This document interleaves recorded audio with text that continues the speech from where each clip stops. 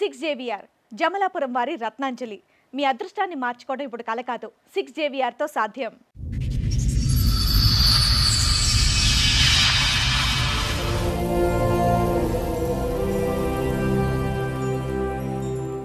Madam నేను ఎంతవరకు ఎందుకు వచ్చానంటే మేడం చిన్న ప్రాబ్లం కాదు వల్ల రాలేదు మేడం, నేను చాలా పెద్ద ప్రాబ్లం వల్ల వచ్చాను మేడం.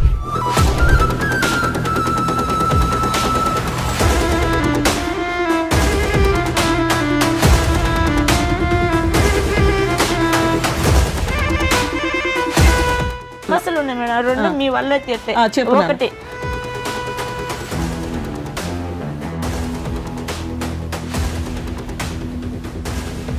రెండోది వచ్చేసి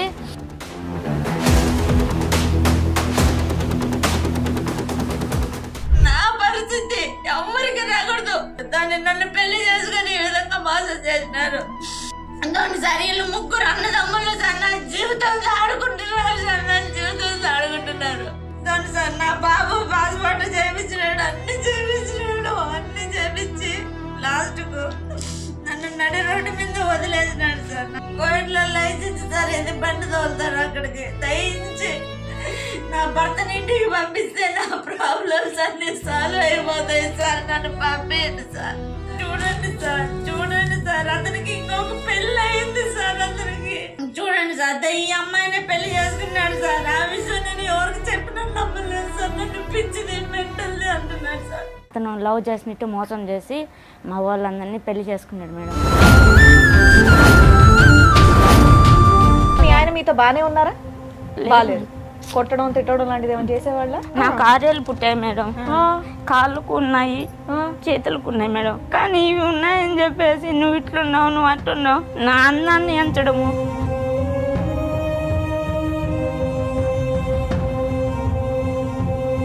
మా పెద్ద బావకు పెళ్ళి అయిపోయి కూడా పిల్లకాయలు లేక నాకే బిడ్డను గడియమని నన్ను అడిగాడు మేడం.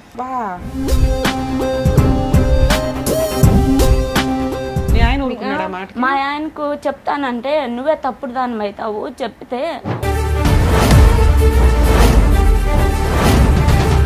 మీ బావ ఎప్పుడైనా బలవంతం చేశాడా? ఇట్లా కప్పేసి బాబు పీక్ మీద కత్తి పెట్టేసి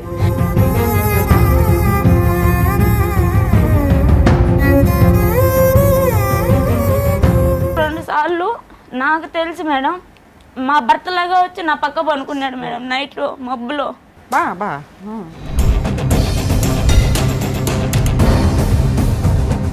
ఆ ఫ్లాట్లో ఉన్నోళ్ళు కూడా భర్తతో సంసారం చేస్తుంది, బావతో కూడా మళ్ళీ ఉంది, 2 మొగుళ్ళతో సంసారం చేస్తుంది అని చాలా అసహ్యంగా మాట్లాడుకున్నారు సార్.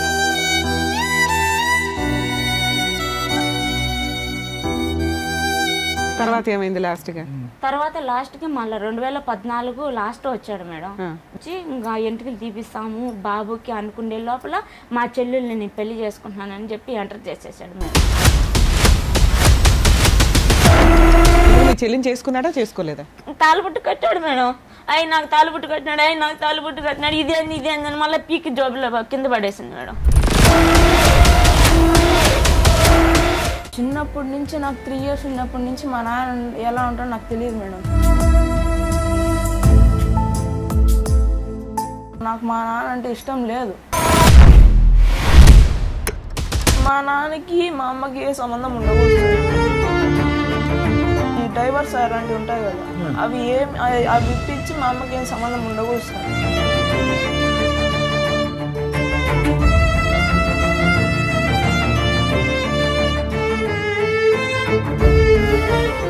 ఈ కార్యక్రమంలో మనతో పాటు ఉన్నారు ప్రముఖ హైకోర్టు అడ్వకేట్ రమ్యాకుల గారు. నమస్తే మేడం. నమస్తే అండి. ప్రముఖ సైకియాట్రిస్ట్ డాక్టర్ కళ్యాణ్ చక్రవర్తి గారు. నమస్తే సార్. నమస్తే మేడం.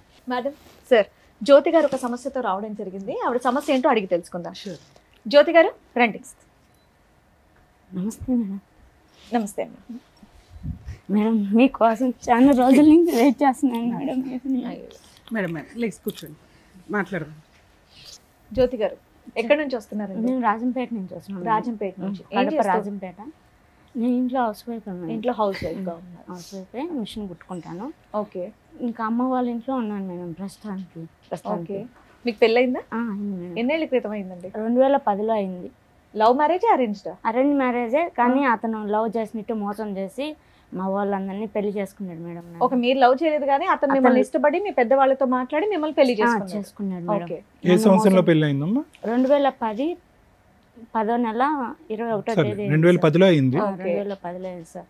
పిల్లలు? ఒక బాబు సార్, ఒక బాబు వెనకాల పాప పుట్టి చనిపోయింది.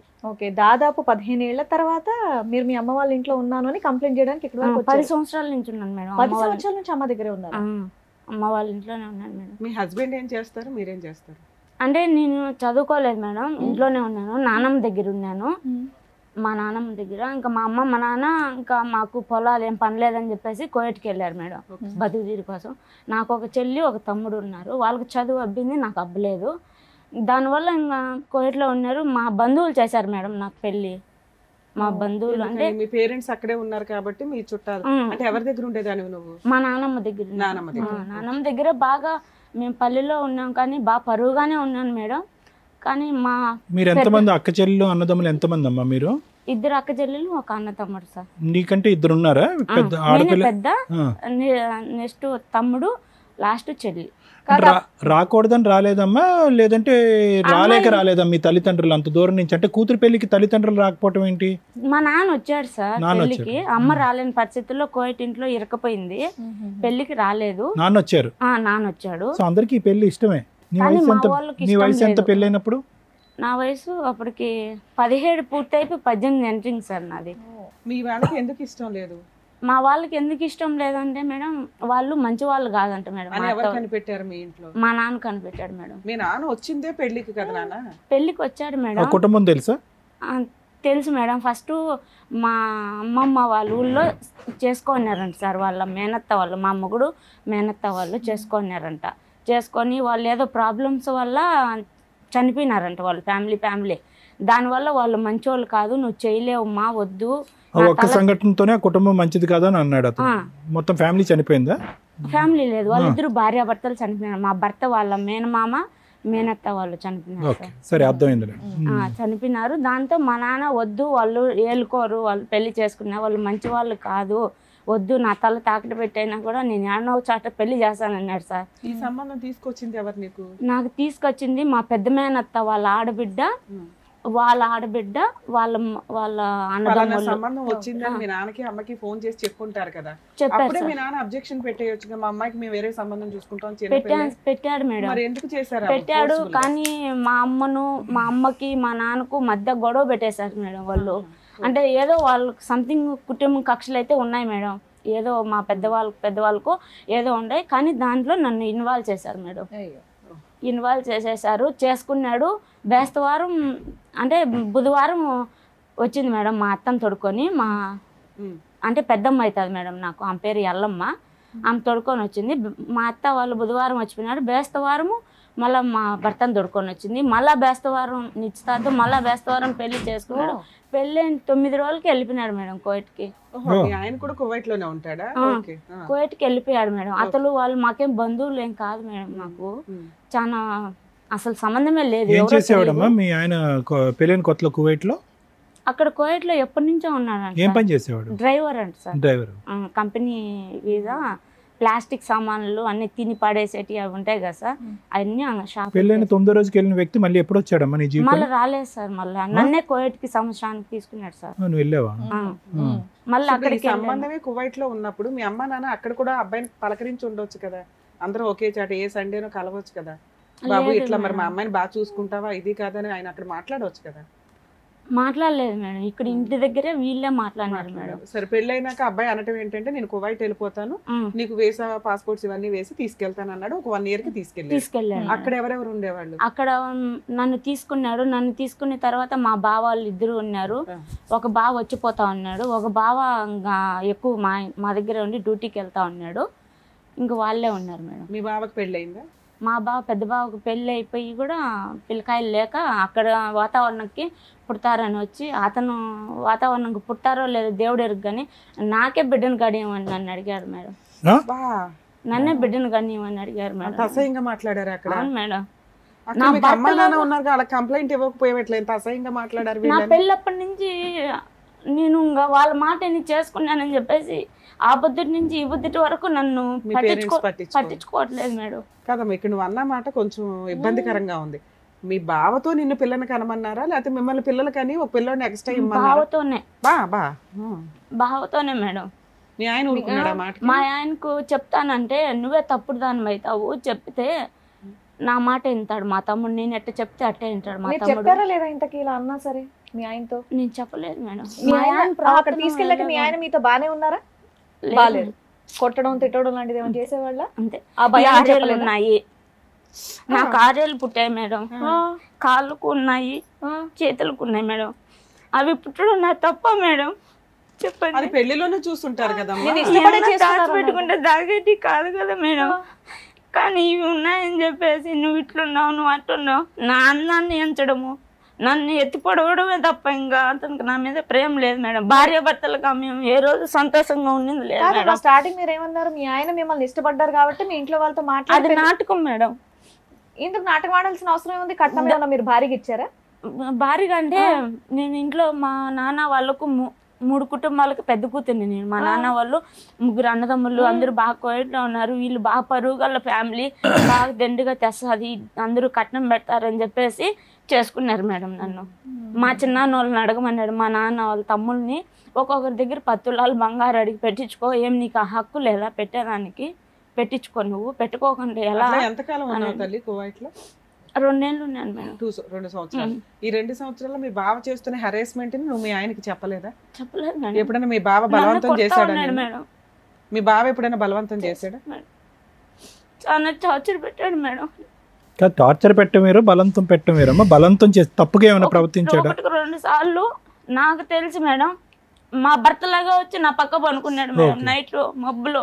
అంటే అదేంటమ్మా ఒకే ఇంట్లో ఉండేవారు అందరూ? ఒక రూమ్ లో మేడం, ఒక రూమ్ లో అందరూ మధ్యలో చెక్క కొట్టేసింటారు, ఒక హాలు ఒక మంచం పడుతుంది, మంచం అంత ప్లేస్. మళ్ళీ ఒకసారి చెప్పమ్మా, నాకు అర్థం కాలేదు. ఒక రూమ్ లో ఒక చెక్క కొట్టినటువంటి గదుల్లో ఉన్నారు మేడం. నువ్వు, మా భర్త ఉన్నాడు, భర్త, నా బాబు ఉన్నాడు, బాబు పుట్టున్నాడు. బాబు అప్పటికే పుట్టేశాడు.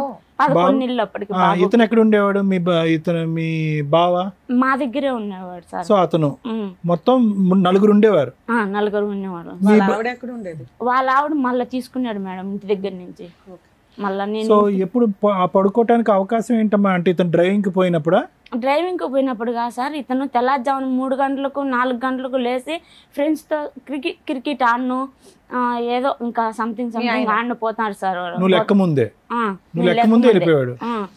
బాబు వచ్చేసి 1-2 వరకు నిద్రపోయేది లేదు సార్. బాబు డబ్బా పాలు బాబుకి, నా పాలు లేదు. సో మీకు కూడా చాలా మత్తు నిద్రలో ఉండేవారు. మత్తు ఇంకా నిద్రపోతే మెలకమే ఉండేది లేదు సార్. బాబుతో నాకు ఇతను వచ్చి పక్కన పడుకునేవాడు. 2 సార్లు పనుకున్నాడు సార్. 2 సార్లు పనుకొని అది కనుక్కొని నేను కొట్టి, ఆ ఫ్లాట్ లో ఉన్న వాళ్ళు కూడా భర్తతో సంసారం చేస్తుంది, బావతో కూడా మళ్ళీ ఉంది, 2 మొగుళ్ళతో సంసారం చేస్తుంది అని చాలా అసహ్యంగా మాట్లాడుకున్నారు సార్. ఆ బిల్డింగ్ లో ఉన్నవాళ్ళు, ఆ బిల్డింగ్ లో ఉన్న వాళ్ళు. ఇంత రూమ్ ఉంటుంది, ఇంత రూమ్ లో 2 ఫ్యామిలీలు. బుద్ధి లేదమ్మా, ఇట్లా మా ఆవిడని ఇబ్బంది పెడుతున్నాడు, మా బ్రదర్ బయటికి పంపించేద్దాం ఎప్పుడు అనుకోలేదా? నేను మా భర్త ముందర ఒకలాగా ఉంటారు మేడం. కానీ నువ్వు చెప్పింది నమ్మాలిగా తల్లి, నిన్ను కాపాడుకోవాల్సింది మీ ఆయన. ఇలా బుద్ధి లేదు, ఏదో నిన్నే కొడతాడు చెప్తే. నువ్వేమో ఫస్ట్ నైట్ నుంచి కూడా నాకు అతనితో సంతోషం లేదు మేడం. నాకు జంతువులు పెంపకం ఎంతో, భార్యాభర్తల పెంపకం మాది కూడా అంతే మేడం. అందుకే ఇప్పుడు దాన్ని చెప్పేదాన్ని బట్టి ఏంటంటే ఇక్కడ నీ బావ పెద్ద రాక్షసుడా మీ ఆయనే పెద్ద రాక్షసుడా అనేది మాకు ఇప్పుడు డౌట్ ఉంది. ఇప్పుడు మీ బావకి, ఒక నిమిషం అమ్మా, మీ ఆయనకి మీ బావగారు చేసేటటువంటి ప్రతి పని అతనికి ఎరిగినే, అతను తెలియతానని నేనైతే అనుకోవట్లేదు. అంత తెలియకుండా ఉండదు. ఎందుకంటే అతను క్రికెట్ మ్యాచ్ నుంచో ఎక్కడి నుంచో తిరిగి వచ్చాక నువ్వు మొహం ఇలా పెట్టడం అలా పెట్టడం మూడిగా పెట్టడం పెడతావు. ఉంటాడు అతను ఎలాగా ఉండి నీ మొహంలో బాధ అయితే నీ భర్తకు తెలుస్తుంది కదా, ఎందుకు అలా ఉన్నావు అని ఒక మాట్లాడతాడు కదా. ఎందుకు అలా ఉన్నావు నన్ను కొడతాడు, నోట్లో మాట కనీసం ఏ రోజు అడిగినోడు కాదు సార్ నన్ను. ఏదైనా కష్టం ఉంటే నా కష్టం ఇదే అని చెప్తే వినే పరిస్థితిలో కూడా ఉండడు. ఏదన్నా ఎప్పుడైనా చెప్తే ఏదో నిన్నే కొడతాడు. దానికి భయపడి నువ్వు ఈయన ఎంత చేస్తున్నా ఏం చెప్పేదాన్ని కాదు. ఇక్కడేమో అమ్మా నాన్న సపోర్ట్ చేయరు, ఇక్కడేమో భర్త సపోర్ట్ చేయడు. ఈ 2 తెలిసి వీడేమో మృగం లాగా నీ మీద మధ్య మధ్యలో ట్రైల్ అయితే వేస్తూ ఉన్నాడు. ఎప్పుడైనా ఏమైనా చేశాడా లేకపోతే ట్రైల్స్? తెలియదు మేడం, దేవుడికే తెలియాలన్నా. ఎంత నిద్రపోయినా ఏమన్నా కలుస్తుంటే తెలుస్తుంది కదమ్మా ఫిజికల్ గా. అతను మా భర్త లాగానే 2 సార్లు ప్రవర్తించాడు మేడం. దానివల్ల నేను సరే. కనుక్కున్నాను మేడం. నువ్వు చెప్తూ అమ్మా, మీరు చెప్పేది నిజంగా నమ్మసక్యంగా లేదు, మీరేమనుకోవద్దు. ఎంత ఆ నిద్ర మాత్రం తెలియకుండా ఎందుకుంటుందమ్మా? ఒక పసిపిల్ల తల్లి అనుకో, పసిపిల్లడు కదులుతున్నాడా పక్క వెళ్తున్నాడా మినిమం సెన్సెస్ అనేవి ఉంటాయి ఎవరికైనా సరే. మేడం నేను మళ్ళా అరే ఆ మాత్రం తెలియకుండా ఎలా ఉంటది? భలే చెప్తున్నావే. సో నీ ఉద్దేశం ఏంటంటే కలిశాడు బలవంతంగా, నా పర్మిషన్ అది లేకుండా? దేవుడు తెలియదు. తెలియదు. నన్ను చెప్పకు, పిల్లోడు ఉన్నాడు కదా నీకు అట్లా చేశాడు అంతవరకు ట్రై చేశాడు అనేది నీకు తెలిసినంత వరకు. ఓకే వదిలే, ఇదంతా కంటిన్యూ సరే, చేశాడు. మీరు అక్కడే ఉన్నా అన్నారు కదా, మరి డెలివరీలు ఇవన్నీ ఏంటి మీరు ఒక్కరే చూసుకున్నారా? అక్కడే ఉన్నాను మేడం. మా అత్త చూసింది మేడం డెలివరీకి. మీ అత్త కూడా అక్కడే ఉంటుందా? మా మేనత్త చూసింది. నాకు సో బాబు అక్కడే పుట్టాడమ్మా? బాబు అక్కడే పుట్టాడు. మీ అబ్బాయి పుట్టినాక కూడా మీ పేరెంట్స్ రాలేదా? నిన్ను దగ్గరికి తీసుకోలేదా? తీసుకున్నారు మేడం, దగ్గరికి తీసుకున్నారు. కానీ ఇతను బంగారు తెమ్మనేవాడు, పెట్టించుకోమనేవాడు. మా అక్కడ మీరు వాళ్ళు పని చేసేవాళ్ళ ఇంట్లోనే ఉండేవాళ్ళ? ఇంట్లోనే ఉన్నాను మేడం. బ్యూటీ పార్లర్ పనికి సరే. పంపిస్తా సరే, ఉన్నాడు. 2 ఏళ్ళు అక్కడ ఉన్నారు. దాని తర్వాత తర్వాత ఏం ఎప్పుడు వచ్చారు ఇండియాకి? ఇండియాకి 2014లో వచ్చేసాను మేడం. ఎందుకు వచ్చేసారు? అక్కడ టార్చర్లు ఉండలేక ఇంటికి ఆ భరించలేక వచ్చేసారు. బాబుని తీసుకుని మరి ఆడ ఉండేదానికంటే ఇంటికి వచ్చేదే బెస్ట్ అనిపించేసింది ఐ సార్ నాకు. అండర్స్టాండ్ అమ్మా. టికెట్ ఎవరు కొన్నారు? తిరిగి రావడానికి ఖర్చు ఎవరు పెట్టుకున్నారు? అతనే పెట్టుకున్నాడు. అతనే పెట్టుకున్నాడు. సో నువ్వు వెళ్ళిపోవటం అనేది అతనికి అభ్యంతరం ఏం లేదు. ఏం లేదు. వెళ్ళకూడదంటే నేను టికెట్ ఎప్పుడెప్పుడు కొని ఉండేవాడు పోతానా అని కాదు. పంపించేశాడు మేడం. కాదు, వెళ్ళొద్దు అనుకునేవాడు, టికెట్ కొని ఉండేవాడు కాదు కదా. సో నువ్వు వెళ్ళిపోవటమే అతనికి ఇష్టం. మరి బాబు కూడా ఇష్టం లేదు అతనికి? 2 సంవత్సరాల అబ్బాయి, 3 సంవత్సరాల అబ్బాయి. కరెక్ట్ గా 2 సంవత్సరాలు 16 నెలలకు ఎత్తుకొచ్చినా సార్. బాబుకి 16 నెలలు ఉన్నప్పుడు ఎత్తుకొని వచ్చాను.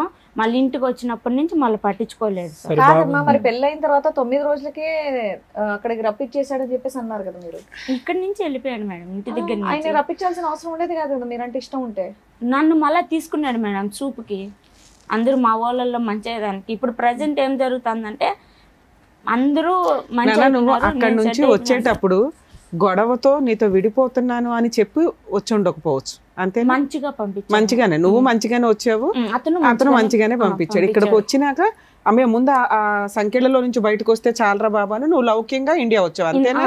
ఓకే. ఎందుకంటే ఆయన దగ్గరుండి గొడవ పడినాక ఎవడో టికెట్లు కొండవు, నువ్వు ఎడపోతావు అంటాడు. నేను అతను ఇట్లా భర్తకు చెప్పుకోలేక ఇటు బావగారితో, అందులో మళ్ళీ మా తోడుకోడాలు వచ్చేసింది తీసుకొని. సరే, మీ అమ్మ నాన్న అక్కడే ఉన్నారుగా, అక్కడే ఉండి అక్కడే ఏదైనా పని చేసుకుంటూ ఉండొచ్చు. ఇండియాలో ఎవరున్నారు నాన్న నీకు? అమ్మ కోయట్ ఇంట్లో ఉంటది మేడం. అమ్మ సంపాదించలేదే మా తమ్ముడికి మాకు ఇల్లు గడవదు మేడం మాకు. అవును నాన్న.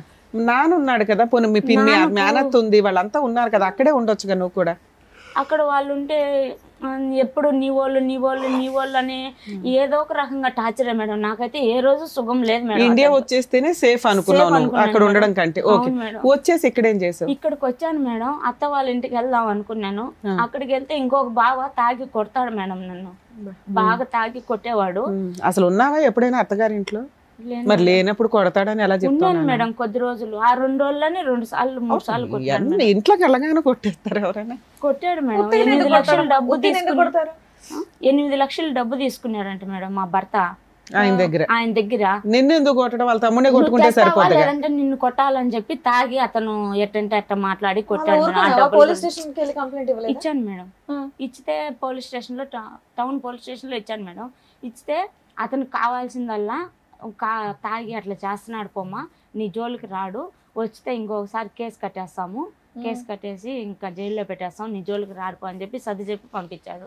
మళ్ళీ ఒకసారి మళ్ళీ అట్లే కొట్టనొచ్చాడు. 8 లక్షలు డబ్బులు ఇస్తావా అని చెప్పి ఒకరోజు మళ్ళీ కొట్టనొచ్చాడు మేడం. మళ్ళీ ఫోన్ చేశాను. మళ్ళీ ఫోన్ చేస్తే ఊళ్ళో పెద్ద మనుషులకు చెప్పారు. ఊళ్ళో పెద్ద మనుషులు చెప్తే ఆయనతో ఏం పని రా నీకు ఏం పని అవసరమా? మీ ఇద్దరు సంబంధమే అంతంత మాత్రం ఉన్నప్పుడు డైరెక్ట్ గా అతను కువైట్ లో ఫోన్ చేసి అతన్ని బెదిరించవచ్చు కదా. నిన్ను కొడితే లేవు, అక్కడ పడలేక కదా నువ్వు వెనక్కి వచ్చావు. అక్కడ పడలేక నువ్వేమి ఇక్కడ తీర్థయాత్రలకో ఇంకో దానికో రాలే కదమ్మా, అక్కడ పడలేక వెనక్కి వచ్చావు. ఆ పరిస్థితి అతనికి బాగా తెలుసు. నన్ను ఎందుకురా కొట్టేది, అక్కడ ఫోన్ చేసి అడుగు అని చెప్పొచ్చుగా. చెప్పాను చెప్తే కూడా నన్ను నోట్లోంచి మాట రానిచ్చే వాళ్ళు లేదు సార్. నన్ను మళ్ళీ వెళ్ళావమ్మా ఎప్పుడైనా కువైట్? వెళ్ళాలి అప్పటి నుంచి. అప్పుడు నువ్వు కాపురం చేసింది 2 years కదా కువైట్ లో? 2 years గా ఉన్నాను అత్త వాళ్ళ ఇంట్లో. ఇంకా ఈ పెళ్ళైన నుంచి సంవత్సరం అటు ఇటుగా ఉంటా ఉన్నాను. తర్వాత ఏమైంది లాస్ట్ గా? తర్వాత లాస్ట్ కి మళ్ళీ 2014 లాస్ట్ వచ్చాడు మేడం. బాబుకి ఎంటుకలు తీపియాలని చెప్పేసి. నేను వచ్చిన ఒక 5-6 నెలలకి వచ్చాడు. అప్పటికి ఇంకా 2015 స్టార్ట్ అయింది మేడం. బాబుకి 3వ సంవత్సరం అనింది. 11 నెల 12వ తేదీకి వచ్చి ఇంటికి తీపియాలని చెప్పి అన్ని చూశాడు మేడం. చూడడంలో ఏం చేశాడంటే అప్పటికి నేను మా అమ్మ వాళ్ళ ఇంటి దగ్గరికి వెళ్ళాను మేడం. నేను ఇక్కడ బాబుని పెట్టుకొని ఉండలేక ఎవరు పట్టించుకునే వాళ్ళు కాదు. ఖర్చులన్నీ పంపించాడా ఆ 1 year లో? 6 నెలలు పంపించాడు మేడం. ఓకే. బాబు వచ్చినాక 6 నెలలు పంపించాడు. మళ్ళీ లేదు మేడం, నాకు ₹1 నాకు తెలియదు. మళ్ళీ అక్కడ ఉన్నప్పుడు వచ్చాడు మేడం. వచ్చి ఇంకా ఎంట్రుకలు తీపిస్తాము బాబుకి అనుకునే లోపల మా చెల్లెల్ని నేను పెళ్లి చేసుకుంటున్నానని చెప్పి ఎంటర్ చేసేసాడు మేడం. నువ్వే కష్టాలు పడ్డావు, మళ్ళీ నీ చెల్లిని చేసుకుంటాడంటే ఎందుకు? నువ్వు ఆల్రెడీ పిల్లలు కన్నావు కదా. ఏంటి చెల్లిని చేసుకుంటాను అని ఎవరితో అన్నాడు? నీతో అన్నాడా? నాతో అనలేదు సార్. మా పాపకి కొంచెం సైకలాజికల్ ప్రాబ్లం ఉంది సార్. 8 సంవత్సరాల బిడ్డప్పటి నుంచి హాస్పిటల్లో చూపిస్తా ఉన్నారు సార్. మా ఇంట్లో 3 తరాల నుంచి 4 తరాల నుంచి కొంచెం ఆడవాళ్ళకి సైకలాజికల్ ప్రాబ్లం. ఇప్పటికీ మా అత్త వాళ్ళు 2 అలానే ఇంటికి పరిమితం అయినారు సార్. కదమ్మా, ఇప్పుడు ఎవరికి సైకలాజికల్ ప్రాబ్లం ఉంది అంటున్నారు మీరు? మా చెల్లెళ్ళకి, మా ఇంటి ఆడబిడ్డలకు, అంటే మా అమ్మ వాళ్ళు. ఎంతమంది చెల్లెళ్ళు నీకు? ఒకళ్ళేగా. ఆ చెల్లికి సైకలాజికల్ ప్రాబ్లం, పెళ్ళి అవ్వల. మీ ఆయన ఆ పిల్లని చేసుకుంటాను. ఒక్క నిమిషం, ఏంటమ్మా సైకలాజికల్ ప్రాబ్లం అంటే ఏంటమ్మా? అంటే నిన్ను చూస్తే నాకు కాదు, నిన్ను తిట్టా కొడతా, ఇంట్లో సరిగ్గా వంట చేయకపోవడము, అలా మా మేనత్త గారికి. మీది మేనరికం అమ్మా? మీ అమ్మగారిది నాన్నగారిది? అవును సార్. ఓకే, ఇప్పుడు అర్థమైందిలేండి. అలా ఎన్ని మేనరికాలు ఉన్నాయి మీ పైన? మీ అమ్మగారు వాళ్ళు, మా నాన్న సార్. వాళ్ళకి వాళ్ళ అమ్మ నాన్నలు వాళ్ళు అంటే వాళ్ళమ్మ వాళ్ళకి ఏమో తెలియదు, మేనరికం లేదు. ఇప్పుడు ప్రెసెంట్ మా నాన్న చెల్లెళ్ళకి 2 సైకలాజీ ప్రాబ్లం ఉంది. ఇంకా ట్రీట్మెంట్ తీసుకున్నారు. టాబ్లెట్ పడితే తప్ప వాళ్ళు పనుకోరు సార్. మీ చెల్లికి ఎప్పుడు ట్రీట్మెంట్ ఇచ్చారమ్మా? మా చెల్లెలకి 8 సంవత్సరాలప్పుడు చూపిస్తా ఉన్నారు సార్. చూపిస్తే అమ్మాయికి వయసు పెరిగే కొద్దీ సైకలాజికల్ ప్రాబ్లం వస్తుంది అని చెప్పి డాక్టర్లు చెప్పినారంట. పెరిగే కొద్దీ తగ్గిద్ది అన్నారా, పెరుగుతుందని? ఎందుకంటే అది ఎంఆర్ కాబట్టి. అది అమ్మాయి చదివేటప్పుడు టెన్షన్ గా ఏడవడం, నాకు తలనొప్పి వస్తుంది, నాకు కంతలు లాగుతున్నాయి అనడం, రకరకాల. నాకు బాగుంటుంది. నాకేం అట్లా. ఏం చదువుకున్నారమ్మా మీరు? ఎంతవరకు చదువుకోలేదు సార్. ఊళ్ళో 5 వరకు చదువు అవ్వలేదు. అందుకే నాకు అవ్వలేదు సార్ చదువు. తెలివిందాన్ని ఉన్నావు అంటే. సరే సరే నాన్న, తర్వాత ఏమైంది? ఆ అబ్బాయి అట్లా అన్నాడు మీ ఆయన, మీ చెల్లిని చేసుకుంటానని. తర్వాత మేడం ఆయన వచ్చాడు మేడం. 2015లో వచ్చాడు. వచ్చే తలకి మా తమ్ముడిని తొడుకొని లోపలికి పోయింది మేడం మా చెల్లి. ఎందుకు తొడుకోమిందో తెలీదు. బాబుని చూసుకుంటే నేను బయటే ఉన్నాను. లోపలికి పోయి రూమ్లోకి పోయి వాకిలేసేస్తుంది మేడం. వాకిలేసి నేను ఆ మామనే పెళ్లి చేసుకుంటాను నేను అని చెప్పిందంట మేడం అమ్మాయి. చెప్పిన తర్వాత మా తమ్ముడు వచ్చేసి ఏడ్చుకుంటా వెళ్ళి మా వాళ్ళకి ఫోన్లు చేసి పిలిపించారు మేడం. పిలిపించి ఒక 30 మంది పైగానే వచ్చారు మేడం. పెద్ద మనుషులు అందరూ మా ఊరోళ్ళు వచ్చి ఇటు ఈ అత్తగారుల్లో ఇటు అమ్మగారుల్లో చెడు కాకుండా ఒక పంచాయతీ పెట్టారు మేడం. పంచాయతీ పెట్టి మా భర్తను రమ్మన్నారు మేడం. రా నువ్వు వచ్చి మాట్లాడాలా, మీ ఊళ్ళో పెద్ద మనుషులు తీసుకొని రా అని అంటే అతను వాళ్ళని తీసుకొని ఏం జరుగుతుందో తెలియకోకుండా, ఏం జరుగుతుందో తెలియదు మేడం. ఆ అమ్మాయి ఎందుకు చెప్పిందో అలా తెలియదు నాకు. నేను చూడలేదు. తమ్ముడు ఏం చెప్పలేదు. ఇట్లా బయట జరిగి ఇట్లా కప్పేసి మా పెద్దవాళ్ళు నన్ను తోసేశాడు మేడం. నన్ను బాబు పీక్ మీద కత్తి పెట్టేసి ఇప్పుడు ఎంత నెత్తి నోరు బాదుకున్నా కూడా ఎవరు నమ్మడం లేదు మేడం నన్ను. ఏదో ఇంట్లోనే పెద్ద మనుషులు తోసేశాడు. నమ్మకపోవడం ఏంటి? అందరూ చూస్తూ ఉంటారు కదమ్మా. నన్ను ఒక్కదాన్ని పంపించాడు మేడం మా వాళ్ళకి. సరే ఓకే, నమ్మకపోయినా పర్లేదు తల్లి, నువ్వైతే నమ్ముతున్నావుగా. మీ ఆయన ఇలా చేశాడు అనేది నీకైతే తెలుసు. అందుకే ఇంకా అప్పటి నుంచి నువ్వు కలవటం మానేసావా? ఇందుకు మీ చెల్లిని చేసుకున్నాడా చేసుకోలేదా? తాళబుట్టు కట్టాడు మేడం. ఆయన నాకు తాళబుట్టు కట్టినాడు. ఇదే అని మళ్ళీ పీకి జోబులో కింద పడేసింది మేడం. పెద్ద మనుషులు ఏం చేస్తున్నారు? పెద్ద మనుషులు లేరు. చీకట్లో ఈయన ఒక్కడే ఉన్నప్పుడు చేశాడు. వాళ్ళు కలిసి ఉన్నారా? మా అత్త వాళ్ళ ఇంట్లో చేశాడు మేడం. తర్వాత ఏమైంది? ఆ తర్వాత మళ్ళా పెద్ద మనుషులకి నన్ను పంపించాడు. నేను ఒప్పుకున్నా. ఏమని మా చెల్లెలు చేసుకునేది మా భర్తకి ఇష్టమే కదా, మీకేం బాధ, నేను చేసుకుంటాను అని చెప్పి ఆ మాట చెప్పి అంతవరకు పిల్లోడి పీక మీద కట్టి మా ఆడబిడ్డ ఇంట్లో పెట్టి పంపించాడా? మా ఆయనకి ఇష్టమే, నాకు ఇష్టమే, మా చెల్లిని చేసుకోవడం, మాకు లేని బాధ మీకేంటి అని పెద్ద మనుషులు చెప్పమన్నాడు. చెప్పేసావు నువ్వు. ఆ తర్వాత ఈయన తాళి కట్టాడు, ఆ పిల్ల ఈసురు కొట్టింది. ఆ పాపిస్తూ మాట చెప్పిన దాని వల్ల మేడం నాకు అందరికి దూరం అయిపోయినా. కనీసం ఇక్కడ వరకు మా నాన్న పిలుచుకోవచ్చని కూడా రావట్లేదు మేడం. ఆ తప్పుడు మాట కూర్చుని దానికి బిడ్డను చూసుకోలేక అసలు ఏం జరుగుతుందో కూడా తెలియలేదు మేడం. సరే నాన్న, ఇదంతా 11 ఏళ్ల క్రితం స్టోరీ కదా. కానీ ఇప్పుడు ఉంటారు మేడం. పెళ్లి చేసుకున్నాడా? పెళ్లి చేసుకోలే. ఆ అమ్మాయిని ఏమన్నా కువైట్ ఖతార్ తీసుకెళ్ళాడా? తీసుకెళ్ళాలా? ఆవిడ మన ఆవిడ ఉంది. ఆవిడకి ఏమైనా పెళ్లి అయిందా? ఆ సైకలాజికల్ ప్రాబ్లం ఉంది. ఆ అమ్మాయికి ఏమైనా పెళ్లి అయిందా? మళ్ళా మాట్లాడేసి పెద్ద మనుషులు శోధనం చేసుకొని సుమా మాట్లాడుకొని బెంగళూరుకి హాస్పిటల్లో తీసుకొని పోవాలని చెప్పి తీసుకోపోతా ఉన్నారు మేడం. బెంగళూరుకి మా నాన్న, మా తమ్ముడు, మా బంధువులు అందరూ తీసుకోపోతా ఉంటే చెక్ పోస్ట్ దగ్గరికి కిడ్నాప్ చేసి తడుకోబోతున్నారు ఒక అమ్మాయిని అని చెప్పి ఫోన్ చేసి పట్టించేశాడు మేడం మా ఆయన. పట్టించేసి అప్పటికి ఆ అమ్మాయి అసలు ఒళ్ళ మీద గుడ్డ ఉందా లేదా అన్నంలో ఏంలో పూర్తి పిచ్చిదైపోయింది. ఎక్కడ తీసుకెళ్దాం అనుకున్నారు? నిమ్హాన్సా? బెంగళూరుకి సార్. ఎక్కడ? నిమ్హాన్స్ కా? గవర్నమెంట్ హాస్పిటల్ కా ప్రైవేట్ కా? గవర్నమెంట్ హాస్పిటల్ కి, నిమ్హాన్స్ హాస్పిటల్ కి సార్. అవును, అలా కిడ్నాప్ చేస్తున్నారని తీసుకెళ్ళినప్పుడు మీకు అపాయింట్మెంట్ ఇది ఉంటుంది కదా, అపాయింట్మెంట్ మెసేజ్ గానీ లెటర్ గానీ. మా వాళ్ళ శోధన చేసుకునేసినారు సార్. ఆ అమ్మాయిని తీసుకొని బలవంతంగా తీసుకోబోతా ఉన్నారు సార్. ఆ అమ్మాయి చాలా కేకలేయడము, ఇంకా పరిస్థితి బాగాలేదు. పరిస్థితి బాగలేదు. ఆ అమ్మాయికి రోడ్డు మీద వదిలేస్తే ఇంక ఎట్లా పోతుందో తెలియదు, అట్లా ఉండింది. ఇదంతా 10 ఏళ్ల క్రితం స్టోరీ. కరెక్ట్ గా 2015లో జరిగింది. 2010లో జరిగింది. చెక్ పోస్ట్ కాడికి అమ్మాయికి ట్రీట్మెంట్ ఇప్పించలా, అయిపోయింది అక్కడితో. తర్వాత మా ఆయన పోలీసు వాళ్ళకి డబ్బులు ఇచ్చి, లేడీ కానిస్టేబుల్ డబ్బులు ఇచ్చి కుక్కలకు రక్తం పోసినట్టుగా కొట్టించాడు మేడం అమ్మాయిని. మామను పెళ్లి చేసుకుంటాను అని అంటాంది, కావాలని కోపట్టింది అమ్మాయికి అని. మీ ఆయనకి ఇష్టమే కదమ్మా అమ్మాయిని చేసుకోవటం మేడం.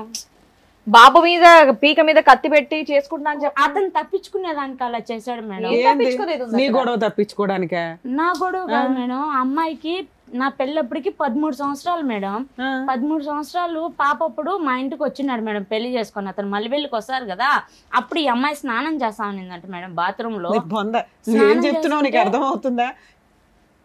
అన్ని కలిపి చెప్తున్నావు నాన్న, నువ్వు చెప్పిందే మళ్ళీ నువ్వు రివర్స్ వేరేగా చెప్తున్నావు. సరే చెప్పండి, ఎందుకు కొట్టించాడమ్మా? ఎందుకు కొట్టించాడు? బాత్రూమ్ లో పెళ్లి చేసుకుంటాను అంది అని కొట్టించాడంట. నన్ను ఎవరు నువ్వు పెళ్లి చేసుకోవడానికి? ఫస్ట్ ఏం చెప్పాను, కత్తి పెట్టి లోపలికి వెళ్ళి అలా ఒప్పించేశాడు మేడం. అవును, అప్పుడు నువ్వు వచ్చి చెప్పొచ్చు కదా, మా ఆయనే చేసుకుంటాను అన్నాడు, తాళి కట్టాడు, మా చెల్లి పీకేసింది, అవతల పడేసింది అని చెప్పొచ్చుగా. మళ్ళీ నాకు తెలియకోకుండా మళ్ళీ పోలీస్ స్టేషన్ ఈ రకంగా పంచాయతీ. ఏం పేరమ్మా? మీ పేరు? జ్యోతి సార్. ఎందుకు వచ్చారు ఈ రోజు మీరు? ఫస్ట్ అది చెప్పండి, దాన్ని బట్టి వెనక్కి వెళ్తారు. కానీ ఇంకా 2015లోనే ఉన్నాం, అరగంట బట్టి. ఎందుకు వచ్చారు ఈ రోజు? సార్ నాకు మా భర్త అప్పుల్లో ఇరికిచ్చేసారు సార్. మా చెల్లి మాట ఎత్తుతున్నారు. నువ్వు విడిగిపోయావు కదా, విడిపోతే ఆయన అప్పులకి నీకేం సంబంధం? నువ్వేం కేసులు వేయలేదా? ఏం కేసులు వేసావు చెప్పు? వేసావు. ఇంకా అది పట్టించుకోవడం లేదు, జరగడం లేదు మేడం. మళ్ళీ కంప్లైంట్ ఇచ్చాను. మెయింటెనెన్స్ కేసు వేసావా పిల్లడికి నీకు మెయింటెనెన్స్ కావాలని? ఏమి ఆయన పంపిస్తున్నాడా డబ్బులు? డబ్బులు పంపించకపోతే ఎలా బతుకుతున్నావు నువ్వు? మా అమ్మోళ్ళ ఇంట్లోనే ఉన్నా మేడం. అమ్మే అప్పులు ఏంటమ్మా? ఒక ఫైనాన్షియల్ అప్పులు ఏంటమ్మా? ఎవరు చేసిన అప్పులు ఎందుకని? సార్ ఈ రోజు ఎందుకమ్మా ఇక్కడికి వచ్చావంటే మా ఆయన అప్పుల్లో నన్ను ఇరికించాడు అని అంటున్నావు. డబ్బులు ఇవ్వనోడు నిన్ను అప్పుల్లో ఎలా ఇరికించాడు? అప్పుల్లో సార్ అంటే నేను ఒక్కొక్కటి విడివిడిగా చెప్తాను సార్, అన్ని కలిపి చెప్తే కన్ఫ్యూజ్ అయిపోతున్నాను నేను. అప్పుల్లో అంటే సార్ 2014లో ఇంటికి వచ్చాడు కదా సార్, అప్పుడు భూమి కొన్నాడు సార్. భూమి కొని నా బంగారు 12 తులాలు బంగారం ఉంది సార్, బ్యాంకులో పెట్టి భూమి కొన్నాడు సార్. భూమి కొని పేరు మీద పెట్టాడు, అది అతని పేరు మీద కొన్నాడు, మళ్ళీ నా పేరు మీదకి రాపిచ్చాడు సార్ కోయిట్ పెట్టేటప్పుడు. అవి పాస్బుక్లు అవన్నీ తాకట్టు పెట్టించాడు అనమాట. అప్పులు ఎక్కువైపోయినాయని చెప్పేసి తాకట్టు పెట్టించేసి ఈ గొడవలు జరిగినాయి సార్. 2015లో వెళ్ళిపోయినాడు. వెళ్ళిపోయి ఏం జరిగినాయో నాకు తెలియదు సార్. నాకు ఒక మ్యాజిక్ లాగా అన్ని చేసేసాడు సార్ మా భర్త. ఎంత డబ్బులు అప్పు చేసాడమ్మా? తాకట్టు పెట్టి ఎంత తీసుకున్నాడు డబ్బులు? నా బంగారు పెట్టి 1,00,000 రూపాయలు తీసుకున్నాడు. ఒకసాట బ్యాంకులో వచ్చి మళ్ళీ ఇంకోసాట 50,000 తీసుకున్నాడు. తీసుకుని 12 తులాల బంగారు ఒకే చోట పెట్టలేదు సార్, 2 విధాలుగా పెట్టాడు. తీసుకున్నాడు. అవి ఉన్నాయి సార్ నా దగ్గర కూడా. నిన్ను ఎవరు అడుగుతున్నారు? ఆ అప్పులు తెమ్మని కాడ తెచ్చి ఇమ్మని కాడ ఇచ్చాను మేడం. భూమి మీద సంతకాలు పెట్టి తీసుకున్నావా? పెట్టాను మేడం. ఓవరాల్ గా ఎంత అప్పులు ఉన్నాయి నీకు? 10 పైన ఉన్నాయి మేడం. 10 లక్షల దాకా. ఇక్కడికి ఎందుకు వచ్చావు? ఇక్కడికి ఎందుకు వచ్చానంటే మేడం, నాకు అప్పులు ఎక్కడున్నా నన్ను నా బిడ్డను ఎవరు అడగకూడదు, అది క్లోజ్ కావాలి మేడం.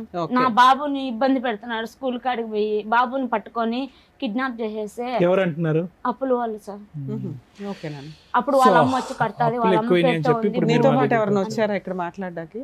నాతో పాటు పేరు మీద భూమి ఉందన్నావు కదా ఇప్పుడు, మరి అమ్మేసి కట్టేయచ్చు కదా. అది వేరే వాళ్ళ ఆయకంలో పెట్టేస్తున్నాడు, అన్ని చిక్కులు ఇరికిచ్చేస్తున్నాడు మేడం. అప్పు నెంబర్ 1 అది. అప్పు నెంబర్ 2 ఏంటి? అప్పు నెంబర్ 2 అంటే ఇంకా ఊళ్ళో ఇల్లు స్థలం ఉంది సార్ మా బావ వాళ్ళది. ఊళ్ళు ఇల్లు స్థలం ఉంటే 4 అన్నదమ్ముళ్ళు, మా భాగం మా మధ్య. అక్కర్లేదమ్మా, నెంబర్ 2 అప్పు ఏంటో చెప్పండి.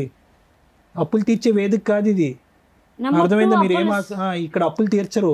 నాకే బోల్డెన్ అప్పులు ఉన్నాయి అవన్నీ కాదు, ఇక్కడ అప్పులు తీరుస్తారని కాదు, నీ భర్తతో నీకేమన్నా సమస్య ఉందా? ఫైనాన్షియల్ ఆస్పెక్ట్ ఇక్కడ ఏమీ చేయమమ్మా. ఆ ఆశతో ఆ కోరికతో ఆలోచనతో వచ్చుంటే కనుక వచ్చిన దారినే మీరు వెళ్ళొచ్చు.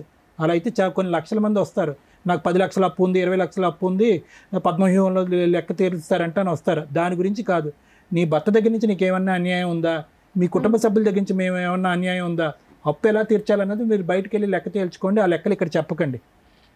కానీ నాన్న నీకు ఇంత అన్యాయం జరిగితే నువ్వు న్యాయం కోసం వేయాల్సిన కేసులు ఎందుకు వేయలేదు ఇప్పటిదాకా?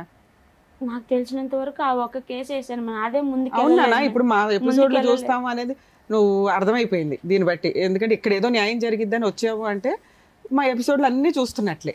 లీగల్ గా ఎలా ఉంటది, ఏం కేసులు వేసుకోవాలి, మీ ఆయన దగ్గర నుంచి ఆ డబ్బులు ఎట్లా వసూలు చేసుకోవాలి, ఉచిత న్యాయ సహాయం చేసే ప్లేసులు ఎక్కడ, ఇవన్నీ నేను మాక్సిమం ఎపిసోడ్లో చెప్తూనే ఉన్నా. అలా ఎందుకు మీరు ప్రయత్నించలేదు? ప్రయత్నించాను మేడం, ఇప్పుడు కూడా ఒకటి కంప్లైంట్ అర్జీ ఇచ్చున్నాను మేడం స్టేషన్ లో. నువ్వు ఓన్లీ పోలీస్ స్టేషన్ కేసే ఇస్తున్నావు. ఈచ్ కేసు యొక్క ఒక్క నిమిషం నాన్న, ఈచ్ కేసు యొక్క పవర్స్ వేరు. నీ అప్పు తీరాలి అంటే దానికి వేయాల్సిన కేసు వేరే, ఓకేనా? అది ఏ అడ్వకేట్ ని కలిసినా చెప్తారు కదా నాన్న.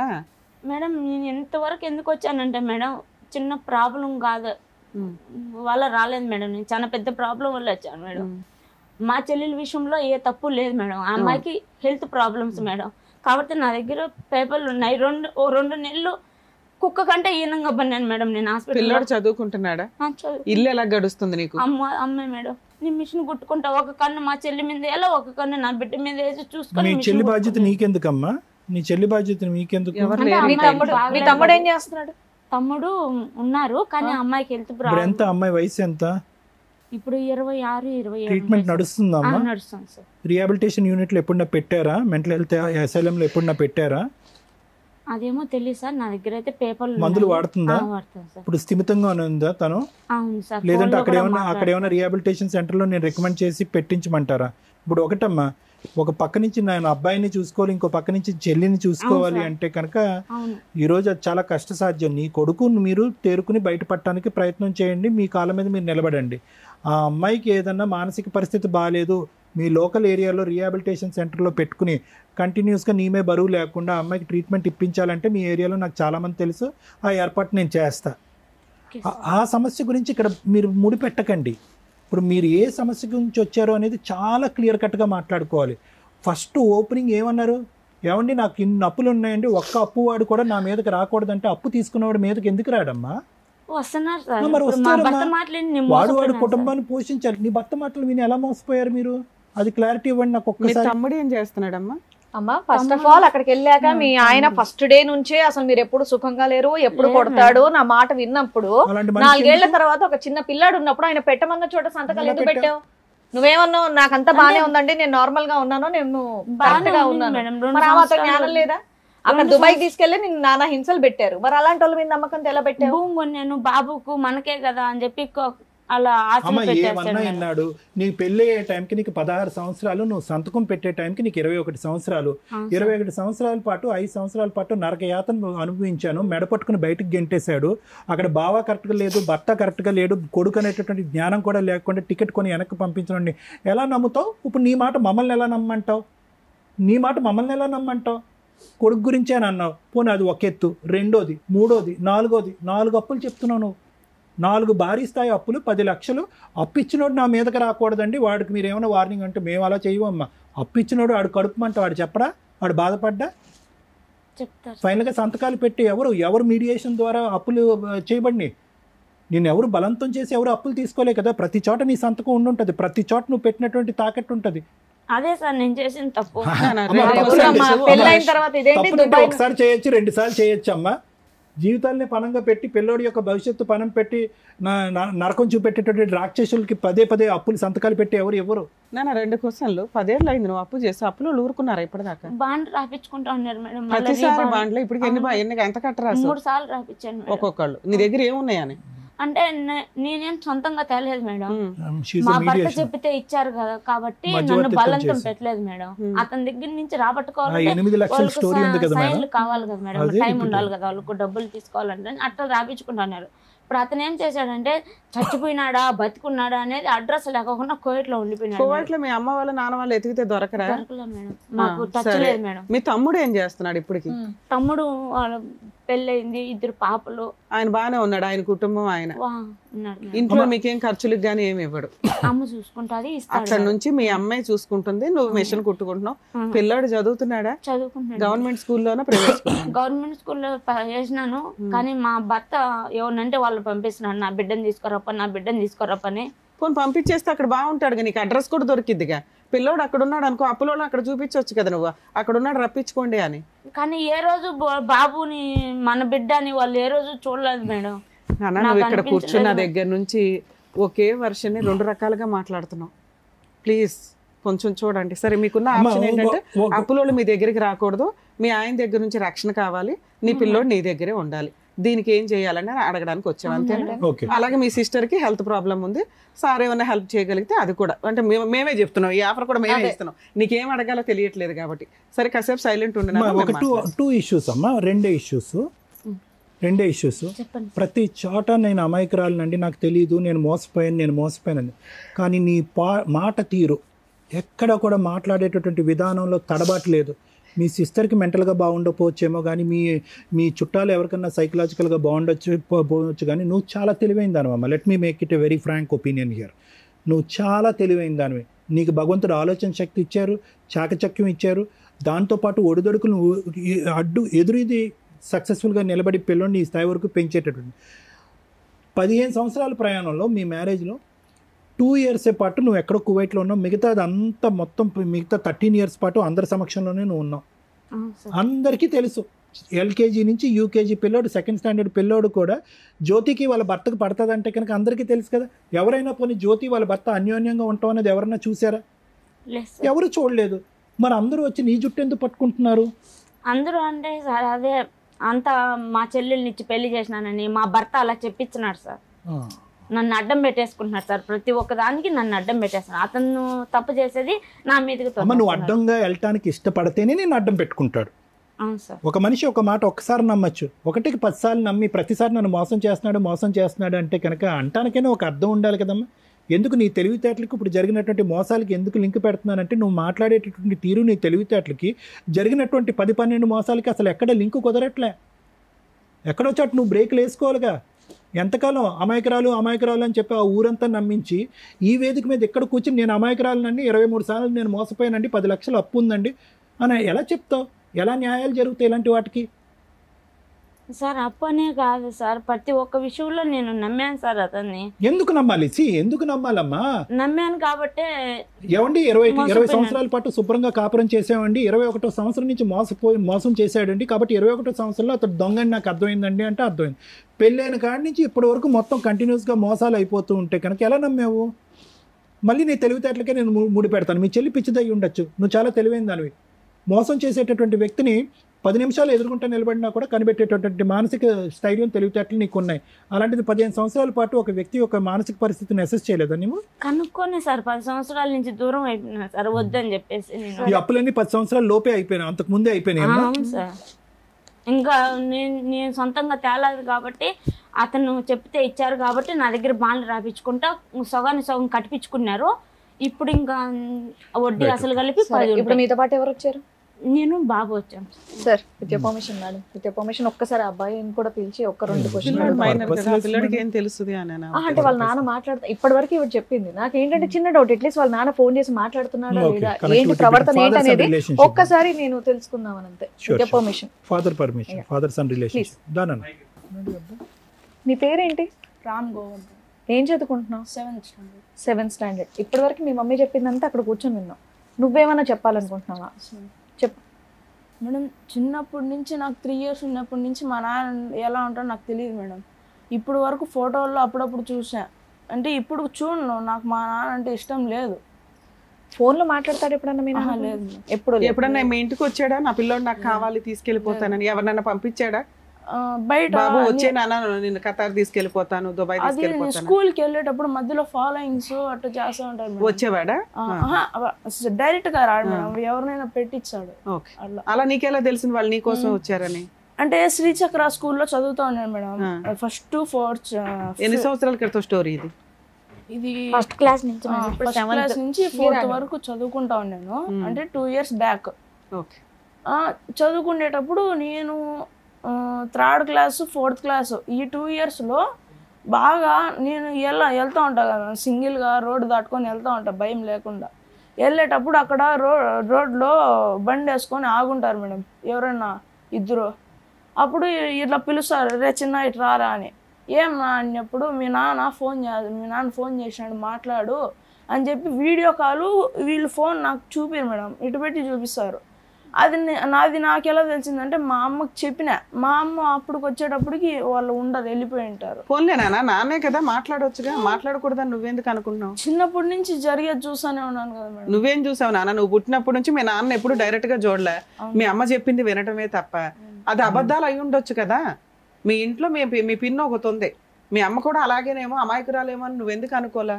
నేను లేకుండా నాన్నతో మాట్లాడొద్దు నా అమ్మ ఎప్పుడన్నా చెప్పిందా? చెప్పలేదు సార్. మరి ఒకసారి మాట్లాడి ఉండాల్సింది. మీ నాన్న నీతో ఎలా మాట్లాడతాడో నీకు తెలిసి ఉండేదిగా. మాట్లాడమంటే ఫస్ట్ లో ఒకసారి మాట్లాడినా మేడం, ఫస్ట్ స్టార్టింగ్ లో. సరే ఓకే మాట్లాడలేదు నాన్న. దానికంటే ఇంపార్టెంట్ పాయింట్, నీకు ఇప్పుడు 7వ తరగతి అంటే నీకు 12 సంవత్సరాలు నాన్న. సింపుల్ క్వశ్చన్, 13 8 ఉండాలా? ఈ కరోనా వచ్చినప్పుడు ఒక ఇయర్ స్కిప్ అయిందా? సరే పర్లేదు నాన్న, నువ్వు తెలివైన చాలా సక్సెస్ఫుల్ అవుతావు లైఫ్లో. ఈ ఆలోచనలో అన్నిటిలోంచి బయటపడితే చాలా సక్సెస్. నీకు ఒకటే ప్రశ్న, మా అమ్మ కూడా చెప్తా ఉంటా సార్, నేను ఇలాంటి ఆలోచనలు ఏం పెట్టుకోవద్దు, వదిలేయి మా వచ్చినప్పుడు చూసుకుందాము అని చెప్తా ఉంటారు సార్. అన్ని వదిలేయగలదురా నాన్న. అమ్మ అప్పెలా వదిలేస్తుంది? అప్పు ఎవరు కడుతుంది? అమ్మ గుడ్డిగా పెట్టినటువంటి సంతకాల వల్ల ఆ భారం అంతా ఇప్పుడు నెత్తిమే పడి అది కాస్త నీమే ప్రభావం పడి చిన్నపిల్లడు నువ్వు ఏడ్చే పరిస్థితికి వచ్చింది నాన్న. 6 ఇయర్స్ అప్పుడు నీ మెడ మీద ఎవరన్నా కత్తి పెట్టడం అనేది నీకు గుర్తుందా? బాబు మెడ మీద కత్తి పెట్టినప్పుడు బాబు 3 సంవత్సరాలు బాబు 3 ఇయర్స్ అమ్మా. సో మీ నాన్నతో ఒక్కసారి కూడా ఫోన్లో మాట్లాడటం కానీ చూడలేదు? నేను మీ నాన్నతో మాట్లాడిస్తాం, మాట్లాడతావా? మాట్లాడవా? మీ నాన్నతో కలుస్తావా? కలవా? మీ నాన్న మంచిగా మారాను నువ్వు కావాలని వస్తాడు నీ దగ్గరికి, వెళ్తావా? మీ అమ్మ వెళ్తే వెళ్తావా? మీ అమ్మ కలుస్తుంటానన్నా వెళ్ళవా? నన్ను నువ్వు ఈరోజు సూపర్ డైలాగ్ ఏమని చెప్పే తెలుసా? మంచి మాట, అసలు నాకే అసలు మైండ్ బ్లోయింగ్. ఏమని చెప్పే తెలుసా? అమ్మ ఈ గొడవంతా ఎందుకమ్మా, వదిలే అమ్మ, మన ఇద్దరం సుఖంగా ఉందాం, నువ్వు టైలరింగ్ చేసుకుని నువ్వు కష్టపడుతున్నావు, నేను చదువుకుంటున్నాను, హ్యాపీగా ఉన్నదాన్ని నువ్వు మాట అన్నావు చూడు, నువ్వు హీరోరా, నిజంగా హీరో. మీ అమ్మలో ఉన్న ప్రాబ్లం ఏంటో ఒక్కసారి మాకు చెప్తావా? అమ్మ బాధపడుతుంది, అమ్మ కష్టాల్లో ఉంది కాదనట్లేదు. పిన్నిని చూసుకోవాలి, నిన్ను చూసుకోవాలి. పిన్ని కూడా మానసికంగా బాగాలేదు, పిన్నిని నేను అడ్మిట్ చేయిస్తాను, పిన్నిని బాగా చూసుకునేటట్టు ఉంటాను. ఇక మీ ఇద్దరు ఒకరినొకరు చూసుకోవాలి. కానీ మీ అమ్మ ఎలా మారాలనేది నాకు ఒక్కసారి చెప్పు. మా అమ్మ అంటే సార్ మా నాన్నకి మా అమ్మకి ఏ సంబంధం ఉండకూడదు సార్, అసలు ఉండకూడదు. అంటే ఈ డైవర్స్ అలాంటివి ఉంటాయి కదా, అవి ఇప్పించి మా అమ్మకి ఏం సంబంధం ఉండకూడదు సార్. నీకు నాన్నొద్దు, అమ్మకి భర్త కూడా ఉండకూడదు. మేమిద్దరము ఎలాంటి సమస్య లేకుండా బాగా ఉంటే హ్యాపీగా ఉండాలి. ఇక్కడ సమస్య మీ అమ్మ నాన్న, నీకు తెలుసా ఆ సంగతి కదా? ఇంకొంచెం పెద్దోడు అవ్వాలి, నీకు విషయాలు తెలియాలి. 13 ఏళ్ళ అబ్బాయి వచ్చి very bad, very sad and bad, very sad. జాగ్రత్త, నువ్వైతే బాగా చదువుకో. సార్ మీరు విన్నారు కదా సార్, మీరేమంటారు? అమ్మ డివోర్స్ పేపర్ కూడా ఉందా? సంతకం డివోర్స్ లేదా? అక్కడ వరకు వెళ్ళలేదా వ్యవహారం?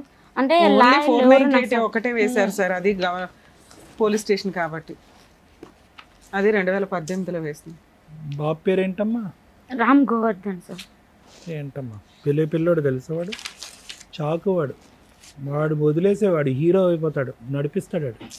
వాడిని కరెక్ట్ వాతావరణం ఈ ఆడికి ప్రపంచాన్ని నడిపిస్తాడు వాడు.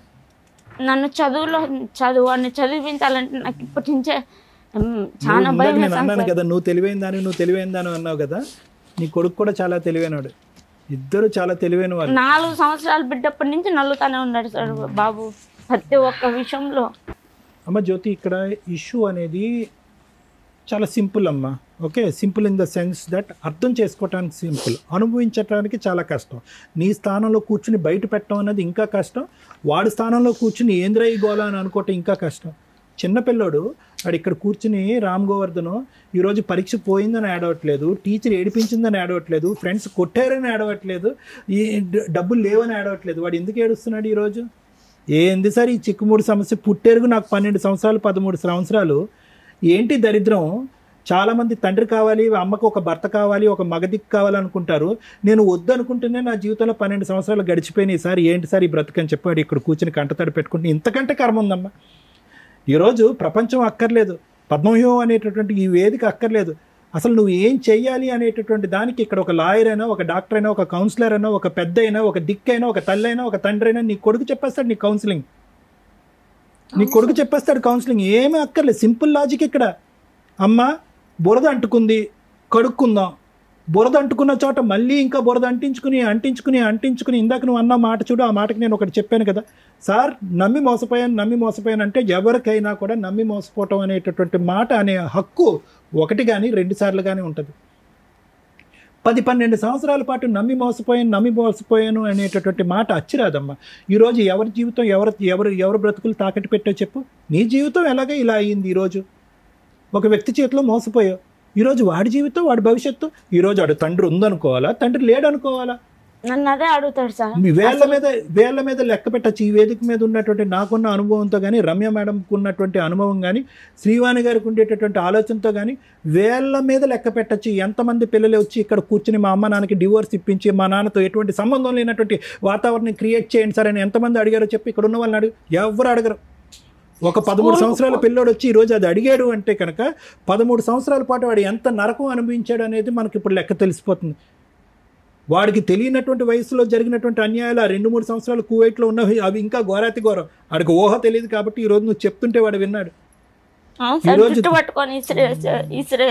ఒకటమ్మా, ఈరోజు ఎదురుగా తండ్రి ఎదురుగుంటా ఉండి అదే ఊర్లో తండ్రి ఉంటే కనుక వీడు ఆ తండ్రిని ఏం చేసి ఉండేవాడో నాకు తెలియదు.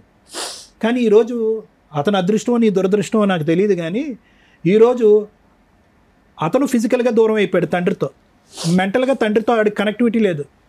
ఈరోజు తల్లి ఎదురుగుంటా ఉండి తల్లితో కనెక్టివిటీ లేదు. ఎదురుగుంటా కొడుకు ఎదుగుతున్నాడు, కానీ తల్లి ఒక మానసిక పరిస్థితిలో ఒక కొడుకుని చూసుకుని ఆస్వాదించి పెంచి పెద్ద చేసి వాడి తెలివితేటల్ని వాడి భవిష్యత్తుని తీర్చిదిద్దేటటువంటి మానసిక పరిస్థితిలో లేడు అంటే కనుక ఈరోజు వాడు ఒక్కడగా ఉన్న 2 తల్లిదండ్రులు ఉన్న అనాథవాడు. అర్థమైందమ్మా? అంటే నాకు 10 లక్షల గురించి లెక్క నాకు తెలియదమ్మా, 15 లక్షల గురించి కూడా నాకు తెలీదు. నీకు అది భారం అనిపిస్తుందేమో. ఈరోజు తెలివితేటలు ఉన్నాయి, కాళ్ళు చేతులు శుభ్రంగా పనిచేస్తున్నాయి. నువ్వు కష్టపడి ఉంటే కనుక ఈ పాటికి ఎన్ని లక్షలు సంపాదించి ఉండేది. లక్షలు కాకపోయినా కొంత వ్యవధిలో కొంతవరకు సంపాదించేవాడు. వాడు ఎక్కడ పడితే అక్కడ సంతకాలు పెట్టకుండా ఉండుంటే కనుక ఎన్ని బ్రతుకులు ఈరోజు కాపాడి ఉండేదానో తెలుసా? ఎన్ని భవిష్యత్తులు కాపాడి ఉండేదో తెలుసా? నువ్వు అది లేదు. నీ కష్టం మీద నిజంగా ఎవరికైనా ఆశ్చర్యం కలుగుతుందమ్మా. ఈ అమ్మాయి మాట తీరులో తెలివి ఉంది, ఆలోచనలో తెలివితేటలు ఉంది, ఎవరు వెనక ముందు లేరు. ఓకే, చెల్లి తన మీద డిపెండ్ అయ్యి ఉందంటే కొన్ని సంవత్సరాల పాటు చెల్లి నీ మీద డిపెండ్ అయ్యింది. చెల్లిని రీహాబిలిటేషన్ యూనిట్లలో తీసుకోవడానికి NGO ఆర్గనైజేషన్స్, సోషల్ ఆర్గనైజేషన్స్ చాలా ఉన్నాయి. ఈరోజు నీ కొడుకుని అలా పెట్టుకుని నువ్వు ఏదో ఉద్యోగం చేసుకుంటే కనుక ఈరోజు ఈ పరిస్థితికి చాలా వరకు ఒకటి ఉండేది. కానీ నువ్వు ఏంటంటే రోజుకి 1000 రూపాయలు సంపాదించుకుంటాను సార్. నేను మిషన్ కొట్టి బ్యూటీ పార్లర్ పనిచేసి నాకు కొంచెం టచింగ్ ఉంది సార్ నాకు. కానీ ఈ సమస్యల వల్ల నేను చేసుకోలేకపోతున్నాను. ఈ సమస్యలు ఒకటే తల్లి, నేను అంటే కనుక నీకు కోపం రావచ్చు. సమస్యలు ఉన్నాయిరా బాబు డాక్టరు అంటే కనుక లేవను నువ్వు అంటావేంట్రా బాబు నీకు అనిపించచ్చేమో. కానీ నా మాట కూడా 1 నిమిషం అంది. నీ 80 to 90% నీ ఎనర్జీ, నీ మానసిక పరమైనటువంటి ఎనర్జీ అంతా కూడా ఒక వ్యక్తి గురించి తాకట్టు పెట్టాను. ఆ వ్యక్తి మరి అంతే అంటారమ్మా. మెంటల్ కానీ మెంటల్ ఇది. అదేం మెంటలో నేను చెప్తా. మీ సిస్టర్కి ఒక సైకలాజికల్ ప్రాబ్లం ఉంది, దానికి బెంగళూరు ఎక్కడెక్కడికో వెళ్ళి ట్రీట్మెంట్ చేశారు. ఇది కూడా ఒక విధమైనటువంటి సైకలాజికల్ ప్రాబ్లమే. ఎటువంటి సైకలాజికల్ ప్రాబ్లం అంటే ఊరు వాడ జనము కొడుకు అందరూ కూడా మొత్తుకుని ఈ దరిద్రాన్ని ఇక్కడితో వదిలేసేయమ్మా, నీ కాయ కష్టం చేసి నువ్వు బతుకు, రూపాయి అప్పు తీర్చుకో, ఆ దరిద్రుని అలా వదిలేసేయి. వాడు ఎక్కడో కువైట్లో ఉన్నాడు, ఇక్కడున్న వాడినే ఉద్ధరించలేకపోతున్నారు, ఎక్కడో కువైట్లో ఉన్న వాళ్ళని నువ్వెలా ఉద్ధరిస్తావు? నీ వయసు హరించిపోతుంది, నీ ఆలోచన హరించిపోతుంది, కొడుకు భవిష్యత్తు హరించిపోతుంది అనేటటువంటి ఆలోచన 10 మంది చెప్పినా రానటువంటి ఒక వ్యక్తిని నలుగురు ఏమంటారమ్మా? మెంటల్ అనరా? ఇక్కడ నేను చెప్పేది ఒకటి సింపుల్ లాజిక్ అమ్మా. ఆడు ఎదిగిపోతున్నాడు, వాడికి 13, తర్వాత 15, తర్వాత 17, 18, తర్వాత వాడు అంటాడు అరే నీకు ఎవరెవరు ఉన్నారా అంటే కనుక మా నాన్న కళ్ళెదురుగుంటా లేడు సార్, మా అమ్మ కళ్ళెదురుగుంటా ఉన్నా లేదు సార్ అంటాడు. చాలా మందికి మీ నాన్న ఏడున్నాడు అంటే మా నాన్న లేడు చనిపోయినాడు అంటారు. చనిపోవడం నన్ను చూసి ఎందుకు మీ కొడుకు అలా చెప్తున్నాడంటే వాడు అలా చెప్తున్నాడు ఎందుకంటే మా భర్త అలా ప్రాబ్లం. అమ్మా నాన్న లేడు అనేది మా అమ్మ మా నాన్న యొక్క ఉచ్చులో పడి మా నాన్నే కావాలి అనే ఆలోచనతో, లేదంటే మా నాన్న వచ్చి అప్పు తీర్చాలనేటటువంటి ఆలోచనతో ఒక పిచ్చితనంతో ఎక్కడ పడితే అక్కడ సంతకాలు పెట్టి మా నాన్న దూరంగా ఉండి చచ్చిపోయాడు, మా అమ్మ కళ్ళెదురుగుంటా ఉండి కూడా నాకు ఉన్నట్టు అనిపించలేదు అనే మాట కూడా అంటాడు. చూడండి వాడు పెద్దయ్యాక మా అమ్మ ఎప్పుడూ ఒక లోకంలో ఉండేదండి, ఒక పరిజ్ఞానంలో ఉండేదండి అనేటటువంటి మాట వాడి దగ్గర నుంచి వస్తుంది. ఈరోజు నన్ను ఇంకో గంట మాట్లాడమన్నా నేను నీ గురించి మాట్లాడినమ్మా, నేను గోవర్ధన్ గురించే మాట్లాడతా. ఇంకో గంట సేపు మాట్లాడమన్నా ఎందుకంటే నీ భవిష్యత్తుని నువ్వు ఇలా అగ్గిపుల్ల గీసుకుని నువ్వు అంటించుకున్నావు. వాడి భవిష్యత్తు ఎవరు అగ్గిపుల్ల గీశారు ఇక్కడ? ఒక చిన్న పిల్లోడు ఇక్కడ కూర్చుని 13 సంవత్సరాల పిల్లోడు ఈరోజు కూర్చుని ఎవరో చనిపోయినట్టునో, ఒక గొప్ప ఎగ్జామ్లో ఫెయిల్ అయిపోయినట్టునో, భవిష్యత్తు అంతా సర్వనాశనం అయిపోయినట్టునో, లేదంటే సునామీ వచ్చినట్టుగానో వాడు ఏడుస్తున్నాడు ఈరోజు. ఏం కర్మ వాడికి? వెళ్ళిపోదాం పామ్మ, నువ్వు ఎక్కడికన్నా ఉంటాడు సార్. నన్ను ఎక్కడికి వెళ్ళిపోతారమ్మా? అంటే రాజంపేట వదిలిపెట్టేసి ఎక్కడికన్నా దూరంగా సరే వెళ్ళి జ్యోతి బతుకున్నాడు. వినమ్మా, ఒకటే పాయింట్ అమ్మా, నేను ఒకే పాయింట్ చెప్తాను, నేను క్లోజ్ చేస్తాను. ఇప్పటికైనా ఈ వేదిక ద్వారా నీకు కొద్దిగా జ్ఞానం బుద్ధి వస్తే కనుక ఏడవకు. ఏడవలసినటువంటి అవసరం లేదు. బంగారమైనటువంటి కొడుకున్నాడు, బంగారమైనటువంటి భవిష్యత్తు ఉన్నాడు. వాడు 100 మంది మగాళ్ళతో సమానం. నిన్ను నెత్తి మీద పెట్టుకుని పూజిస్తాడు. వాడికి కావలసినటువంటి ఆరోగ్యాన్ని వాడికి ఇవ్వటానికి, ప్రసాదించడానికి నువ్వు డిసైడ్ అవ్వు. వాడు ఎవరినైతే వదిలేసి, ఏ ఆలోచన అయితే వదిలేయమంటున్నాడో ఆ ఆలోచన వదిలేసి ముందుకు రా. మేము హెల్ప్ చేయడానికి రెడీగా ఉన్నాం.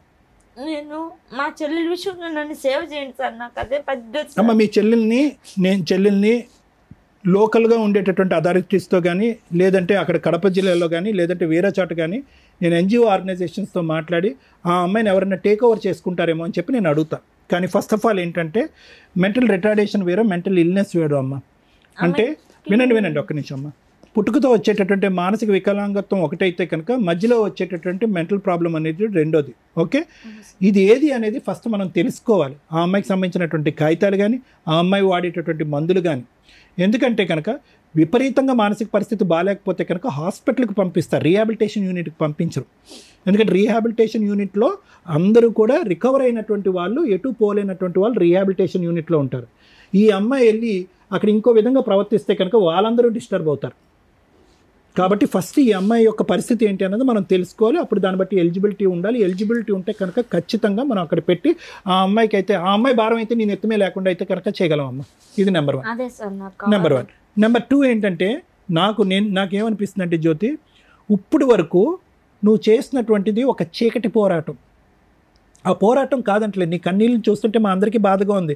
అరే, ఒక ఆడపిల్లకి ఇంత కష్టమా నా అనేటటువంటి వాళ్ళు లేరా, ఎవరు సపోర్ట్ లేరా, ఈ అమ్మాయి ఒక పెద్ద దిక్కుగా ఒక అమ్మాయిని చూసుకుంటుందా అనేటటువంటి బాధతో మా కడుపు తరుక్కుపోతున్నా కూడా ఈరోజు దిశ లేనటువంటి పోరాటంగా బాధేస్తుందమ్మా. ఎందుకు పోరాడుతున్నావో కూడా అర్థం కావట్లేదు. ఒక 2 బ్యాగులు కాగితాలు తీసుకుని వచ్చాయి, ఈరోజు దిశ లేదు. ఎటుపోతున్నావు? ఈ పోరాటంలో నువ్వు గెలిచేది ఏమి ఉండదు, ఓడిపోయేది మాత్రం చాలా ఉంటుంది. 10 లక్షలు కాదు, 1 కోటి రూపాయలు ఓడిపోయేది ఉంటుంది ఇక్కడ, పోగొట్టుకునేది. అదే ఇందాక గోవర్ధన్ భవిష్యత్తు గురించి నేను చెప్పాను. ఇది ఎప్పుడు, ఈ తెలివితేటలో ఆలోచన ఎప్పుడైతే ఉండాలి? 2 ఇయర్స్ పాటు దేశం కాని దేశంలో ఒక దుర్మార్గుడు, ఎవరు మీ బావ, వాడు నీతో ఒక చెడుగా ప్రవర్తించి ఈ చేయకూడనటువంటి పనులన్నీ నీతో చేసినప్పుడు, నీ భర్త ఏమొచ్చి క్రికెట్ మ్యాచ్ ఆడుకోవటానికి వెళ్ళిపోయినప్పుడు, పుత్తూరులో ఇల్లు కొన్నా, 2 అన్నదమ్ముడు కొని అది నన్ను అక్కడ పెట్టాలని వినండి దానివల్ల అప్పులు. వినండి మేడం, వినండి. వాళ్ళిద్దరు దొందే. వీడికి తెలియంది వాడికి ఏం తెలియదు, వాడికి తెలియంది వీడికి అంతా తెలుసు. వాడు క్రికెట్ మ్యాచ్కి వెళ్ళినప్పుడు ఈడు నీ పక్కలో ఉన్నాడు అనేటటువంటి అంశం కూడా తెలుసు. సారీ, తప్పుగా అనుకోకండి. ఇవన్నీ కూడా అన్నీ తెలిసే. ఎక్కడా కూడా నీ భర్త 0.1% కూడా ఒక గుడ్నెస్ అనేటటువంటి అంశం లేనటువంటి వ్యక్తి. అతని ప్రేరేపణ, అతని ప్రోత్సాహంతోనే మీ బావ అనేటటువంటి వాడు అనేది నా అనుమానం. ఎటొచ్చి తీసి పక్కన పెట్టండి. వెనక్కి తిరిగి వచ్చారు. తిరిగి వచ్చిన తర్వాత ఏం చేయాలమ్మా? తిరిగి వచ్చిన తర్వాత ఏం చేయాలి? ఇంకా ఎగ్జాంపుల్స్, ఆలోచనలు లేవు. ఇదేంటి కనికరం లేకుండా మెడపట్టు గెంటేసినటువంటి వ్యక్తితో నేను ఎటువంటి సంబంధం పెట్టుకోవాలనేటటువంటిది అక్కడి నుంచి పోరాడి తెగొట్టుకుని ఉంటే సంవత్సరంలో అయిపోయి ఉండేది. ఈరోజు నువ్వు బిడ్డని అనేటటువంటి వ్యక్తిని కన్న తర్వాత వాడిని విస్మరించి వేరే పోరాటం చేయటం అనేటటువంటి దాన్ని నేను ఇచ్చే ట్యాగ్ లైన్ ఏంటంటే గుడ్డి పోరాటం. ఇప్పటికైనా ఏమీ మించిపోలేదమ్మా. బాబు వెనుకలు పాప కూడా చనిపోయింది సార్, అది పుట్టి చనిపోయిందమ్మా. ఇప్పటికీ ఏమీ మించిపోలేదు. నువ్వు ఈ డిప్రెషన్, మానసిక పరమైనటువంటి డిప్రెషన్ నుంచి బయటికి రా. మీ సిస్టర్కి ట్రీట్మెంట్ కాదు, నువ్వు కొద్ది ట్రీట్మెంట్ తీసుకుంటే కనుక కొద్ది మానసికంగా తేరుకుంటావు. ఎవరో కోరిక తీర్చవలసినటువంటి అవసరం లేదు. నీ కన్న కొడుకు కోరినటువంటి కోరికని తీర్చు. అది డివోర్స్ ఒకటి అడిగాడు, రెండోది ఎటువంటి సంబంధం, నాన్న గురించి ఎటువంటి ఆలోచన, ఆ వ్యక్తి యొక్క ప్రమేయము మా ఇంట్లో లేకుండా చూడండి, ఈ వేదికని నేను అదే కోరుకుంటున్నానని చెప్పి మేడంకి వచ్చి పాదావందనం చేశాడు. వాడు వచ్చి వాడికి ఉండేటటువంటి ఇంగితంలో మీరు 10% డెవలప్ చేసుకుంటే వాడి భవిష్యత్తు బ్రహ్మాండంగా ఉంటుంది. ఇది నా గ్యారంటీ. Madam 2 questions. మీ ప్రాపర్టీ వాల్యూ ఎంత ఉంది ఇప్పుడు? ఇప్పుడు ఎకరా వచ్చి 9-8 పోతుందంట మేడం. ఎన్ని ఎకరాలు ఉన్నాయి మీకు? 4 ఎకరాలు మేడం. 4 ఎకరాలు ఉంది. అది డీకేట్ మేడం, పట్టాది కాదు ఆ సైడ్. ఓకే, అలా అయినా అమ్మగలిగితే అమ్మొచ్చు. సో ఓకే, నీ పేరు మీద 4 ఎకరాల పొలం ఉంది. పాస్బుక్ నా పేరు మీద లేవు. ఎవరి పేరు మీద ఉన్నాయి? అంటే భూంగల్ వాళ్ళ పేరు మీదే ఉన్నాయి. ఆన్లైన్ లో ఎవరి పేరు ఎక్కిందమ్మా? ఇచ్చేసావు వాళ్ళకి. సో తాకట్టు పెట్టావు కాబట్టి తనఖా వాళ్ళ పేరు మీదకి వెళ్ళింది. మీరు అమౌంట్ రిలీజ్ చేసినప్పుడు వాళ్ళు మళ్ళీ మీకు రిజిస్ట్రేషన్ ఇవ్వడం లేదు మేడం. ఇప్పుడు ఏమైనా అనేస్తుందా? ఏం చేసుకుంటారో చేసుకోండి అంటుంది. ఇంకా వాళ్ళ దగ్గర ఎంత అప్పు ఉంది? వాళ్ళ దగ్గర నేను 3,50,000 కుదవ పెట్టాను మేడం. నేను తాకట్టు పెట్టాను పాస్బుక్లు అవి. ఇది పెట్టి కూడా ఇది 10 సంవత్సరాలు అవుతుంది. 10 సంవత్సరాల నుంచి ఇటు ఇరకపి 5 లక్షలు బాండ్ పేపర్లు తీసుకుంటున్నారా? నీ డబ్బులు నువ్వు ఇచ్చేస్తే వాళ్ళు ప్రాపర్టీ ఇవ్వడానికి రెడీగా లేదు మేడం. 3 ఏళ్ళు అయిపోయింది. అయిపోయింది. ఇక 4 ఎకరాలు ఉంటాయి కదా. అంటే నాకు చెప్పలేదు కాబట్టి నేను అడ్డం తిరుక్కున్నా మేడం. అంటే పొజిషన్ లో నువ్వు లేవు. వాళ్ళే చేసుకుంటున్నారు, వాళ్ళే కౌలు చేసుకుంటున్నారు. చేయలేదు, ఖాళీగా ఉందా? ఖాళీగానే ఉంది. నువ్వు టైం అయిపోతుంది కదా బాండుకు, రాపిచ్చిన బాండుకు నువ్వు ముందు చెప్పాలి కదా ఒక మాట. నాకు చెప్పుకోకుండా ఇప్పుడు అయిపోయింది నేను అమ్మేస్తున్నానంటే అది ఎలా అవుతుంది అని చెప్పి నేను అడ్డం మాట్లాడినాను మేడం. బీడ్ భూమి అమ్మా, సారీ మేడం, బీడా ఏం డీకేటి బీడ్ ఉంది. బోర్ వేసుకోవాలి, బోర్ వేసుకొని సాగుబడి. సాగులో ప్రస్తుతానికి అయితే సాగులేదు. లేదు. ఎందుకు ఇట్లాంటి వాళ్ళందరూ సుమన్ టీవీకి పద్మవ్యూహం ప్రోగ్రామ్కో లేకపోతే మేము ఎక్కడున్నామో అక్కడికో ఎందుకు వస్తున్నారు? ఈ స్టేజ్ నుంచి సుమన్ టీవీ తరఫు నుంచి గవర్నమెంట్ని రిక్వెస్ట్ చేస్తున్నాను, ఇక్కడ ఇమీడియట్గా లీగల్ సపోర్ట్ దొరికిద్దానో, సైకలాజికల్ సపోర్ట్ దొరికిద్దానో, ఇమీడియట్ న్యాయం దొరికిద్దానో ఇక్కడ దాకా వచ్చేస్తున్నారు. గవర్నమెంట్ చెయ్యట్లేదా ఫ్రీ సర్వీసులు? గవర్నమెంట్కి సంబంధించిన ఫ్రీ కోర్ట్స్ లేవా? లీగల్ సెల్ అథారిటీస్ లేవా? ఎందుకు అవేర్నెస్ తీసుకురావట్లేదు ప్రజల్లో? మీరు అవేర్నెస్ తీసుకొని వస్తే ఇలాంటి షోల దగ్గర ఇట్లా ఏడుస్తూ జనాలు కూర్చోవలసిన అవసరం లేదు. జనాలంతా కట్టే ట్యాక్స్ ఎక్కడికి వెళ్తుంది? మీరు ఇచ్చే ఫ్రీ సర్వీసు అవేర్నెస్ జనాలకి తెలియకపోవడం వల్ల. ఆ చేసేది ఎలా ఉంటుందంటే కనీసం ఆ అడ్వర్టైజ్మెంట్ ఏంటో కూడా జనాలకి తెలియట్లే.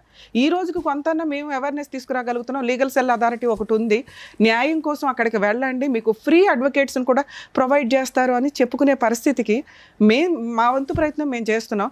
గవర్నమెంట్ కూడా రిపీటెడ్గా ఈ రోజున సోషల్ మీడియా ప్రతి ఒక్కళ్ళు వాడుతున్నారండి. సగం జీవితం సోషల్ మీడియాలోనే ఉంది ప్రతి ఒక్కళ్ళకి. ఫోన్ లేకుండా మనిషి బతకట్లా. సో దీని మీద కొంత ఇలాంటి బాధితులు అన్ని ప్లేసుల నుంచి, అమ్మాయి ఎక్కడి నుంచో వచ్చింది, కనీసం ఆ ప్లేసుల్లో ఉన్న లీగల్ సెల్ అథారిటీస్ వాళ్ళ ఫోన్ నెంబర్సు, వాళ్ళకి సంబంధించిన రిప్రజెంటేటివ్స్ గురించి రిపీటెడ్ మీరు అడ్వర్టైజ్మెంట్స్ ఇస్తే బాగుంటుందనేది ఈ స్టేజ్ నుంచి నేను గవర్నమెంట్ని రిక్వెస్ట్ చేస్తున్నానండి. లీగల్ సెల్ అథారిటీస్ని రిక్వెస్ట్ చేస్తున్నాను, లోక్ అదాలత్ వాళ్ళని రిక్వెస్ట్ చేస్తున్నాను. మీరు తలుచుకుంటే ఈ అవేర్నెస్ ఇట్లాంటి ప్రోగ్రామ్స్ మేము చేయాల్సిన అవసరం రాకుండా చేయొచ్చు. ఇది కొంచెం దృష్టిలో పెట్టుకుంటారని. కేసు గురించి మాట్లాడితే న్యాయం కోసం ఎక్కడెక్కడి నుంచో వచ్చేస్తున్నారు మేడం. వీళ్ళు ఎంత చేయగలరు, ఎంత చేయలేరు? మేము ఇక్కడ మా ప్రాక్టీసు అయిపోగా మిగతా టైంలో సాటర్డేసో సండేసో ముగ్గురు టైం చూసుకొని మా ప్రొఫెషన్స్లోంచి బయటకు వచ్చి మేము షో చేస్తుంటే పొద్దుటనక రాత్రి అనక ఎప్పుడో వచ్చేసి కూర్చుంటున్నారు. ప్లీజ్ కొంత మీ లోకల్లో లీగల్ సెల్ అథారిటీలకు సంబంధించి మేము చాలా చెప్తున్నాం. అక్కడ మీ వంతు హక్కుల కోసం మీరు ప్రయత్నించండి. అక్కడ అవ్వకపోతే మేమేం చేయగలం? సెటిల్మెంట్లు అనేవి కుటుంబాలకి సంబంధించిన తగాదాలు చేయగలుగుతాం, కానీ ఆస్తి తగాదాలు, అప్పుల తగాదాలు ఇట్లాంటివి ఈ స్టేజ్ మీద వర్కౌట్ అవ్వదండి. ప్లీజ్ దయచేసి మమ్మల్ని అర్థం చేసుకుంటారని నా రిక్వెస్ట్. అలాగే కొంతమంది అనేసుకుంటూ ఉంటారు, మేమేదో సిబిసిఐడి ఎంక్వైరీలు చేసి మీ పార్ట్నర్ యొక్క అక్రమ సంబంధాల చట్టాలు తీసుకొస్తామని. అవి రేర్ ఆఫ్ రేర్ కేసుల్లో వాళ్ళే తీసుకొని వస్తే మేము కూడా కొంత కరెక్టా కదా? ఎందుకంటే ఎవరు పడితే వాళ్ళ ఎవిడెన్స్లు తీసుకొస్తే వేసేయండి అని, కానీ సోషల్ మీడియాలో వేయలేం కదా. అవన్నీ మేము కొంత ఎంక్వైరీ చేసుకునే చేస్తాం, కానీ మేమే ఎంక్వైరీ చేయడం అనేది ఉండదండి. ఈ టైం ఇవ్వడమే మా ముగ్గురికి మా వంతు ప్రయత్నంగా మేము సోషల్ సర్వీస్ చేస్తున్నాం. ప్లీజ్ అర్థం చేసుకుంటారని మా రిక్వెస్ట్. ఇక్కడ నుంచి కేసు విషయానికి వస్తే అమ్మాయి చెప్తున్నవన్నీ అబద్ధాలు నా దృష్టిలో. తన ఇమాజినేషన్ వేరు, తన ప్రాక్టికాలిటీ వేరు, తన కష్టం వేరు. చెప్పేవాడికి వినేవాడు లోకువా అంటే మా స్టేజ్ మీద అది ఉండదు. మేము చెప్పే ప్రతి మాటకి చాలా వాల్యూ ఉంటుంది. ఎందుకు అంటే తనలాగా బాధపడే వాళ్ళకి ఏది నిజం ఏది అబద్ధం. తను వచ్చి ఫస్ట్ ఏదో దండం పెట్టేసిందని కాదు, నిజం మాట్లాడడం నాకు అలవాటు. ఇక్కడ ఆ అమ్మాయి నిజంగా కష్టాల్లో ఉంది. ఆ కష్టాలు మిక్సింగ్. తను చెప్తున్న క్రూయాలిటీ చాలా సివియర్ ఉంది, అది నమ్మశక్యంగా లేదు. అంత క్రూయాలిటీ ఉన్న అమ్మాయి ఆయన్ని వదిలించుకోవడానికి పారిపోయి ఇండియా వచ్చాను, అబద్ధం. ఎందుకంటే ఇండియా వచ్చిన తర్వాత అత్తగారి ఇంట్లోనే ఉంది. అలాగే అతను వచ్చాడు, మళ్ళీ సెకండ్ ప్రెగ్నెన్సీ వచ్చింది, అలాగే ప్రాపర్టీ కొనుక్కున్నారు, కొన్నది భార్య పేరు మీద పెట్టాడు. ఇవన్నీ కూడా ఆ అమ్మాయి క్యారెక్టర్ మంచిది అని చెప్పడానికి నేను మాట్లాడుతున్నాను. తనకి తెలియక క్రూయాలిటీని ఎక్కువగా చెప్తే ఇంప్రెషన్ పడుతుందేమో, నాకు జరిగిన అన్యాయం గురించి. భర్త కొట్టకుండా ఉంటాడా? ఈ కేసులో కొట్టే ఉంటాడు, కానీ తను చెప్తున్నంత సివియారిటీ లేదు. బావ అక్రమంగా దృష్టితో చూడలేదా అంటే మేబీ చూసే ఉండొచ్చు, కానీ తను చెప్తున్న అటెంప్ట్ జరగకపోవచ్చు. ఇక్కడికి వచ్చినాక 10 ఏళ్ల నుంచి భర్త విడిపోయాడండి, టచ్లో కూడా లేదనేది అబద్ధం. ఎందుకంటే భర్త వచ్చి ప్రాపర్టీస్ కొన్నాడు. మరి ఇక్కడ ప్రాబ్లం ఏంటి? ఆల్రెడీ జీన్స్లోనే ఉంది. సిస్టరు రోడ్లమ్మడి పడి తిరుగుతుంది, ట్రీట్మెంట్ ఇచ్చేవాళ్ళు లేరు. మేనత్తలు తిరుగుతున్నారు, ట్రీట్మెంట్ ఇచ్చేవాళ్ళు లేరు. ఎందుకంటే భారతదేశంలో ఉన్న 140 కోట్ల జనాభాలో వీళ్ళు ఒక నీటి బొట్టు, ఇలాంటి వాళ్ళు ఓ నదే ఉండొచ్చు. ఎందుకంటే వాళ్ళ ఆలోచన విధానం వాళ్ళకి తెలియదు, ఎలా థింక్ చేయాలి. ఎడ్యుకేటెడ్స్ వేరు, కష్టపడి సంపాదించుకునే వాళ్ళు వేరు, అమాయకంగా ఉండేవాళ్ళు వేరు. ముందు ఇక్కడ కరెక్ట్ లేకపోతే పాప మా అమ్మాయి ఏం చేయగలిగింది? ఏదో చెప్పుకుంటూ ఏదో ఫ్రీగా ఎక్కడ దొరికింది. ఓన్లీ జనాలకు అవేర్నెస్ ఉన్నది పోలీస్ స్టేషన్. పోలీస్ స్టేషన్కి ఈ అమ్మాయి ఇలా వెళ్ళి చెప్తే ఏ పోలీసులన్నా ఓపిక్గా తీసుకుంటారా? ఎందుకంటే చాలా కేసుల్లో వీళ్ళది ఒక కేసు. తనకి ఎక్కడ న్యాయం జరగల. ఏంటి అంటే తన ఆలోచనలో తనకున్న కష్టం, ఆ కష్టాన్ని పిల్లోడికి నూరు పోసేసింది. వాడి ఊహ తెలిసిన దగ్గర నుంచి అమ్మ చెప్తుందే విన్నాడు. కర్మ. ఇలాంటి జీవితాలు కొన్ని 100 కోట్ల ఫ్యామిలీస్ ఉండుంటాయి. ప్లీజ్, ఇది రిక్వెస్ట్ అండి. ట్రీట్మెంట్ జ్వరం వస్తే ఏ రకంగా మెడికల్గా వెళ్తామో, వేరే కంట్రీస్లో జస్ట్ డిప్రెషన్ వచ్చినా ఇమ్మీడియట్గా సైకియాట్రిస్టుల దగ్గరకో సైకాలజీ కౌన్సిలింగ్లకో వెళ్తూ ఉంటారు. మనకేంటంటే దాన్ని పిచ్చి అనుకొని భయపడుతూ ఉంటాం. నో, ఇప్పుడున్న ప్రాబ్లమ్స్కి ఒకరికొకరికి షేర్ చేసుకోవడానికి లేరు. ఇక్కడ ఈ పిల్ల మేజర్ ప్రాబ్లం అదే. తన కష్టాన్ని షేర్ చేసుకోవడానికి సిస్టర్ కూడా కాన్షియస్లో లేదు. మరి ఎవరికి చెప్పుకోవాలి? ఈ అమ్మాయి ఎవరికైనా చెప్తే నస. మీరే ఒక 1 అవర్ వినడానికి ఇంత అయ్యి ఉంటారు, మేము 3 అవర్స్ నుంచే వింటున్నాం. ఎందుకంటే మాకు ఓపిక ఎక్కువ. ఇలాంటివి వచ్చినప్పుడు కనీసం ఫ్రెండ్స్ ఉంటే ఆ అమ్మాయికి ఫైనాన్షియల్ సపోర్ట్ కూడా అవసరంలా, ఫ్రీ లీగల్. ఆ అమ్మాయికి ఉన్న ఈరోజు కష్టం లీగాలిటీయే. ఎందుకంటే ఆవిడ బ్రెయిన్తో ఆవిడ బతికేస్తుంది, వాళ్ళ చెల్లిని చూసుకుంటుంది, అమ్మ ఉన్నంతలో ఏదో ఫైనాన్షియల్గా సపోర్ట్ చేస్తుంది, తమ్ముడు కూడా సపోర్ట్ చేస్తున్నాడు, నాన్న అంతే కదా, ఉన్నంతలో అవి నడుస్తున్నాయి. ఈ ఎఫెక్ట్ ఎవరి మీద పడిందంటే తన మీద, పిల్లోడి మీద ఎక్కువ పడింది. పిల్లోడు ఒక టాయ్ లాగా తయారైపోయాడు. ఇక ఈ పాపం ఎవరు వేసుకుంటారంటే పరిస్థితుల ప్రభావం. ఒక అమ్మాయిని పెళ్లి చేసుకొని ఆ అమ్మాయి నచ్చలేదు అంటే మీ ఆయన ఈరోజు వరకు డైవర్స్ కేసు వేయలే. నిన్ను వదిలించుకోవాలంటే 1 నిమిషం పని. ఆయన వేరే కంట్రీలో డైవర్స్ వేయలే. ఇక్కడ నీతో 498 కేసు వేసి వచ్చినాక సెటిల్మెంట్ కావాలని అడగల. అలాగే పిల్లాడికి సంబంధించి నాకు ఈ అబ్బాయి వద్దు అని తప్పించుకొని ఎక్కడ తిరగట్లా. నువ్వు ముందు స్ట్రాంగ్గా ఉంటే మీది ఒక రకంగా కౌన్సిలింగ్ ఇస్తే అన్యోన్యమైన కాపురమే. నీ 6 ఏళ్ళు ఉన్నాయనో లేకపోతే నువ్వు ఇలా ఉన్నావనో అబ్బాయి నిన్ను ఎక్కడ పంపిలే. ఎందుకంటే చాలా అందంగా ఉన్నావు, నీకు తెలియదేమో. ఇంతకంటే అద్భుతమైన అమ్మాయి ఏ భర్తకి దొరకరు అక్కడున్న ఆయన కెపాసిటీని బట్టి. నిన్ను చూసే పెళ్లి చేసుకున్నాడు, నీతో 2-3 సంవత్సరాలు కాపురం చేశాడు, ఇండియా వచ్చినాక కూడా నీకు ప్రాపర్టీ కొన్నాడు. ఇక్కడ కష్టం ఏంటంటే ఆ ప్రాపర్టీ రోడ్డు పాలైపోయింది. నువ్వు ప్రాపర్ లీగల్ ఫైటింగ్ చేయకపోవడం వల్ల, అంటే నీకు తెలియదు, నిన్ను అనట్లే ఇక్కడ. ఎందుకంటే అడ్వకేట్స్ని పెట్టుకోవడం అనేది ఈ రోజున ఎంత కాస్ట్లీ అయిపోయిందంటే అది 10 రూపాయల 1,00,000 రూపాయలు అనే పక్కన పెడితే అది నీ రేంజ్కి ఎక్కువే. ఎందుకంటే ప్రతి రూపాయి నీకు ఇంట్లో అవసరం. మీ అమ్మ అక్కడ కష్టపడి తీసుకొచ్చి పంపిస్తుంటే మీరు ఇల్లు గడుస్తుంది, మీకు పిల్లోడిని చదివిస్తున్నావు ఉన్నంతలో. నువ్వు 100% మీ సిస్టర్ కోసం నువ్వు ఆలోచిస్తున్నావు. చూడు మేడం, 1 నిమిషం మాట్లాడినాను. మా చెల్లెల విషయంలో ఆ పాపది ఏం తప్పు లేదు మేడం. నాన్న అది కూడా మాట్లాడతా. మీ సిస్టర్కి ఉన్న సైకలాజికల్ ప్రాబ్లము పెద్ద మనుషులంతా ఆ అమ్మాయి బట్టలు కూడా ఒంటి మీద ఉన్నాయో లేదో అని తీసుకెళ్ళే అంతా అన్నావు.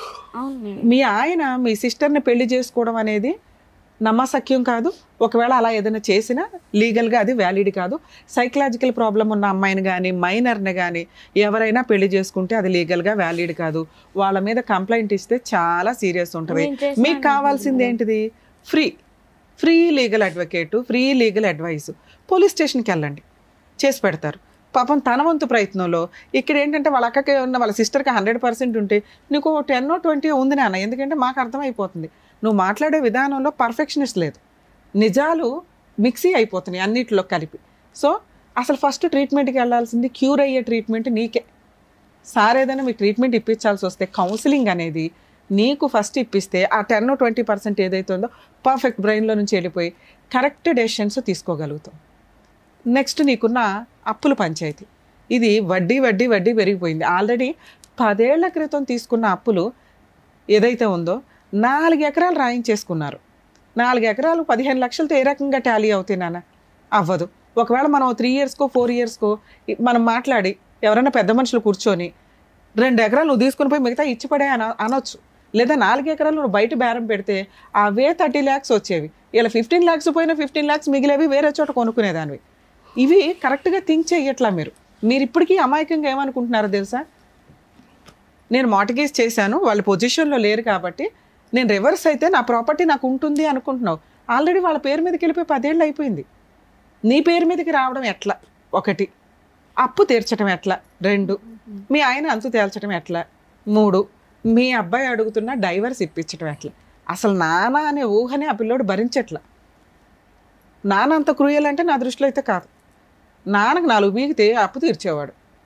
నాన్నే లైన్లో ఇక్కడ నీతో డైవర్స్ తీసుకోవాల్సిన అవసరం అతనికి రాలా?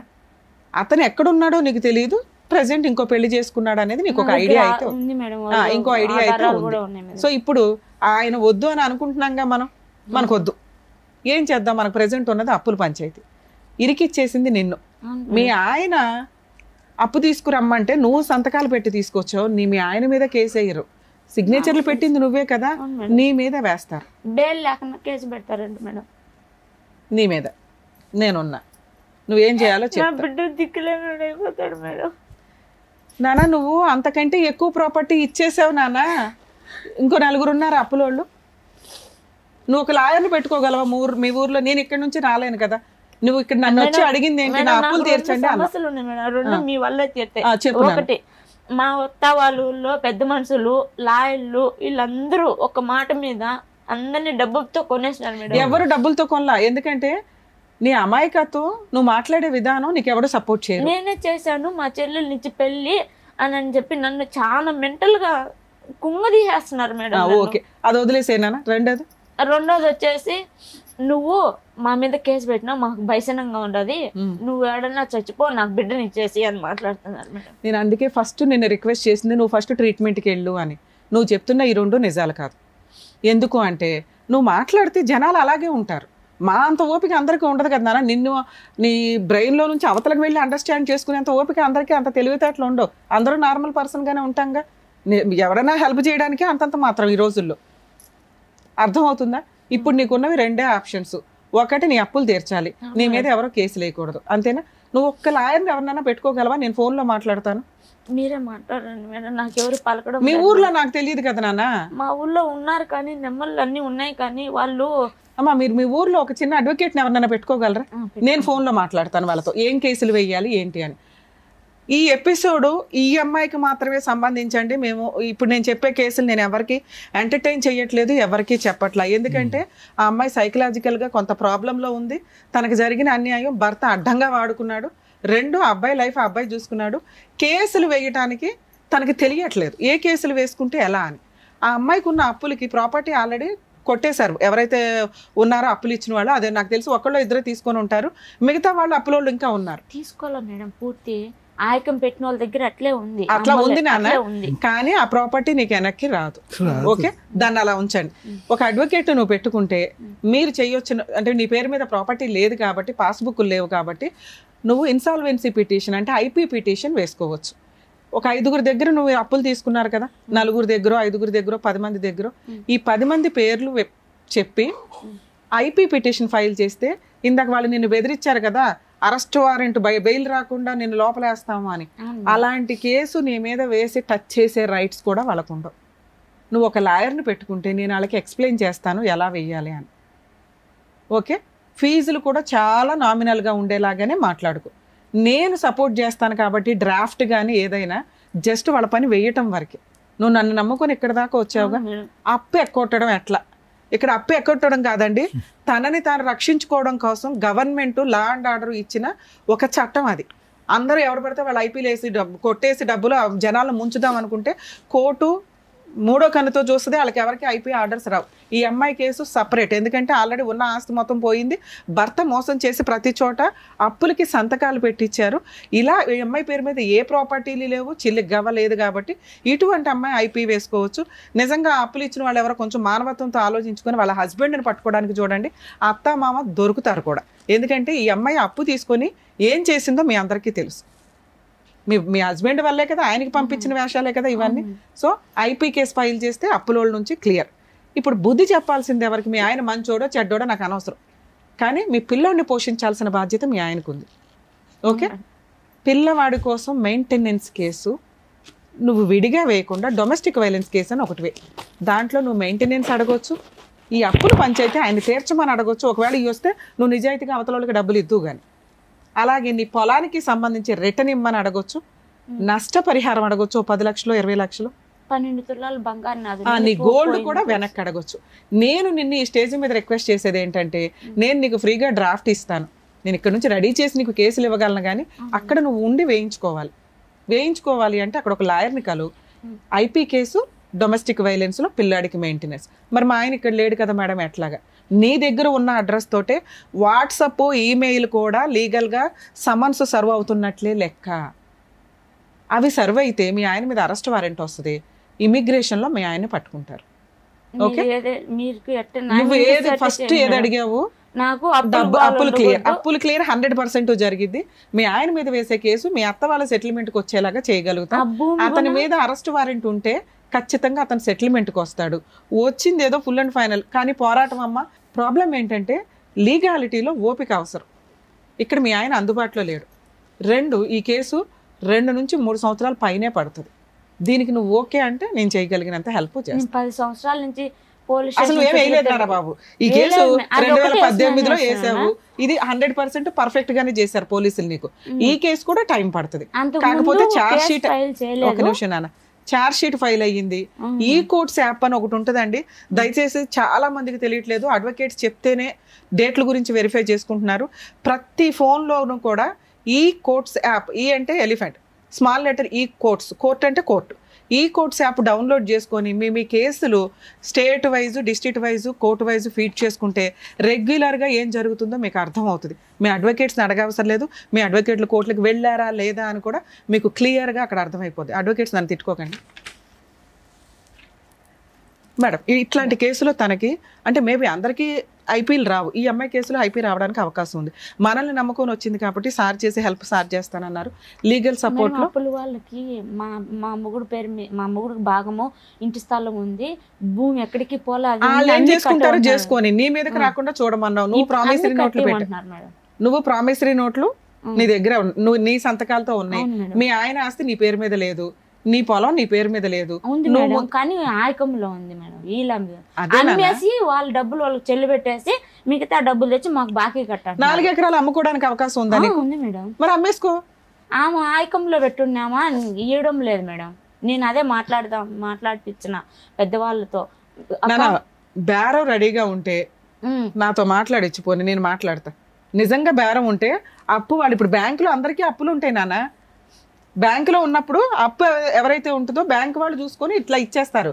అలాగే తాకట్లో ఉన్న ప్రాపర్టీని మనం ఎవరికైనా బేరం పెడితే ఇదిగోండి 30 లక్షలు, ఓకే పలానా చోట 15 లక్షలు కట్టాలండి, అగ్రిమెంట్ ఆఫ్ సేల్లో 15 లక్షలు కట్టి రిజిస్ట్రేషన్ అప్పుడు 15 లక్షలు కట్టండి అని ఆ రిమైనింగ్ 15 లక్షలు తెచ్చుకోవాలి మనం. అవును మేడం. తెచ్చుకొని పోయినా కూడా నాకు 30 లక్షలు నా చేతికి వస్తుంది కదా, బాకీలు కట్టుకొని ఏదో నా పిల్లోడికి చదువుకుంటుందని భంగపడతా ఉంటే అమ్మి మొగుని రమ్మనిస్తానంటుంది. అసలు ఆయన సంగతి వదిలే, నువ్వు కేసులు వేసినాక ఆయన రావడం ఆయన మాట్లాడడం అనేది ఉండదు. ఓకే, నీ సంతకాలే, నీ సిగ్నేచరే ఇంపార్టెంట్. నీ పేరు మీద ప్రాపర్టీ ఉందంటే అలా కూడా సెటిల్మెంట్ చేయిద్దాం. మీరు మీ అడ్వకేట్తో నాతో మాట్లాడిస్తే నేను ఇది మాట్లాడతాను. సో ఇక్కడ మా స్టేజ్ నుంచి మేము హెల్ప్ చేస్తామని కూడా చెప్తాం. అమ్మాయికి లీగల్ సపోర్టు, సైకలాజికల్ సపోర్టు ఉంటుంది కాబట్టి అక్కడ సెటిల్మెంట్ చేయండి, ఏదైనా తేడా వస్తే మేము వస్తామని చెప్తాం. సరేనా? ఓకే ఓకే జ్యోతి గారు, థ్యాంక్ యూ. జాగ్రత్త. జ్యోతి గారు ఏడుస్తూ ఈ వేదిక మీద అడుగు పెట్టారు. సో చిరునవ్వుతో మీరు ఆవిడని పంపించారు. ఆవిడకి ఏం ప్రాబ్లం ఉన్నా సరే మేము సాల్వ్ చేస్తామని పెద్ద దిక్కుల్లాగా మీరు అన్నందుకు thank you so much doctor గారు. Thank you so much advocate madam. మరో కథతో మళ్ళీ కలుద్దాం.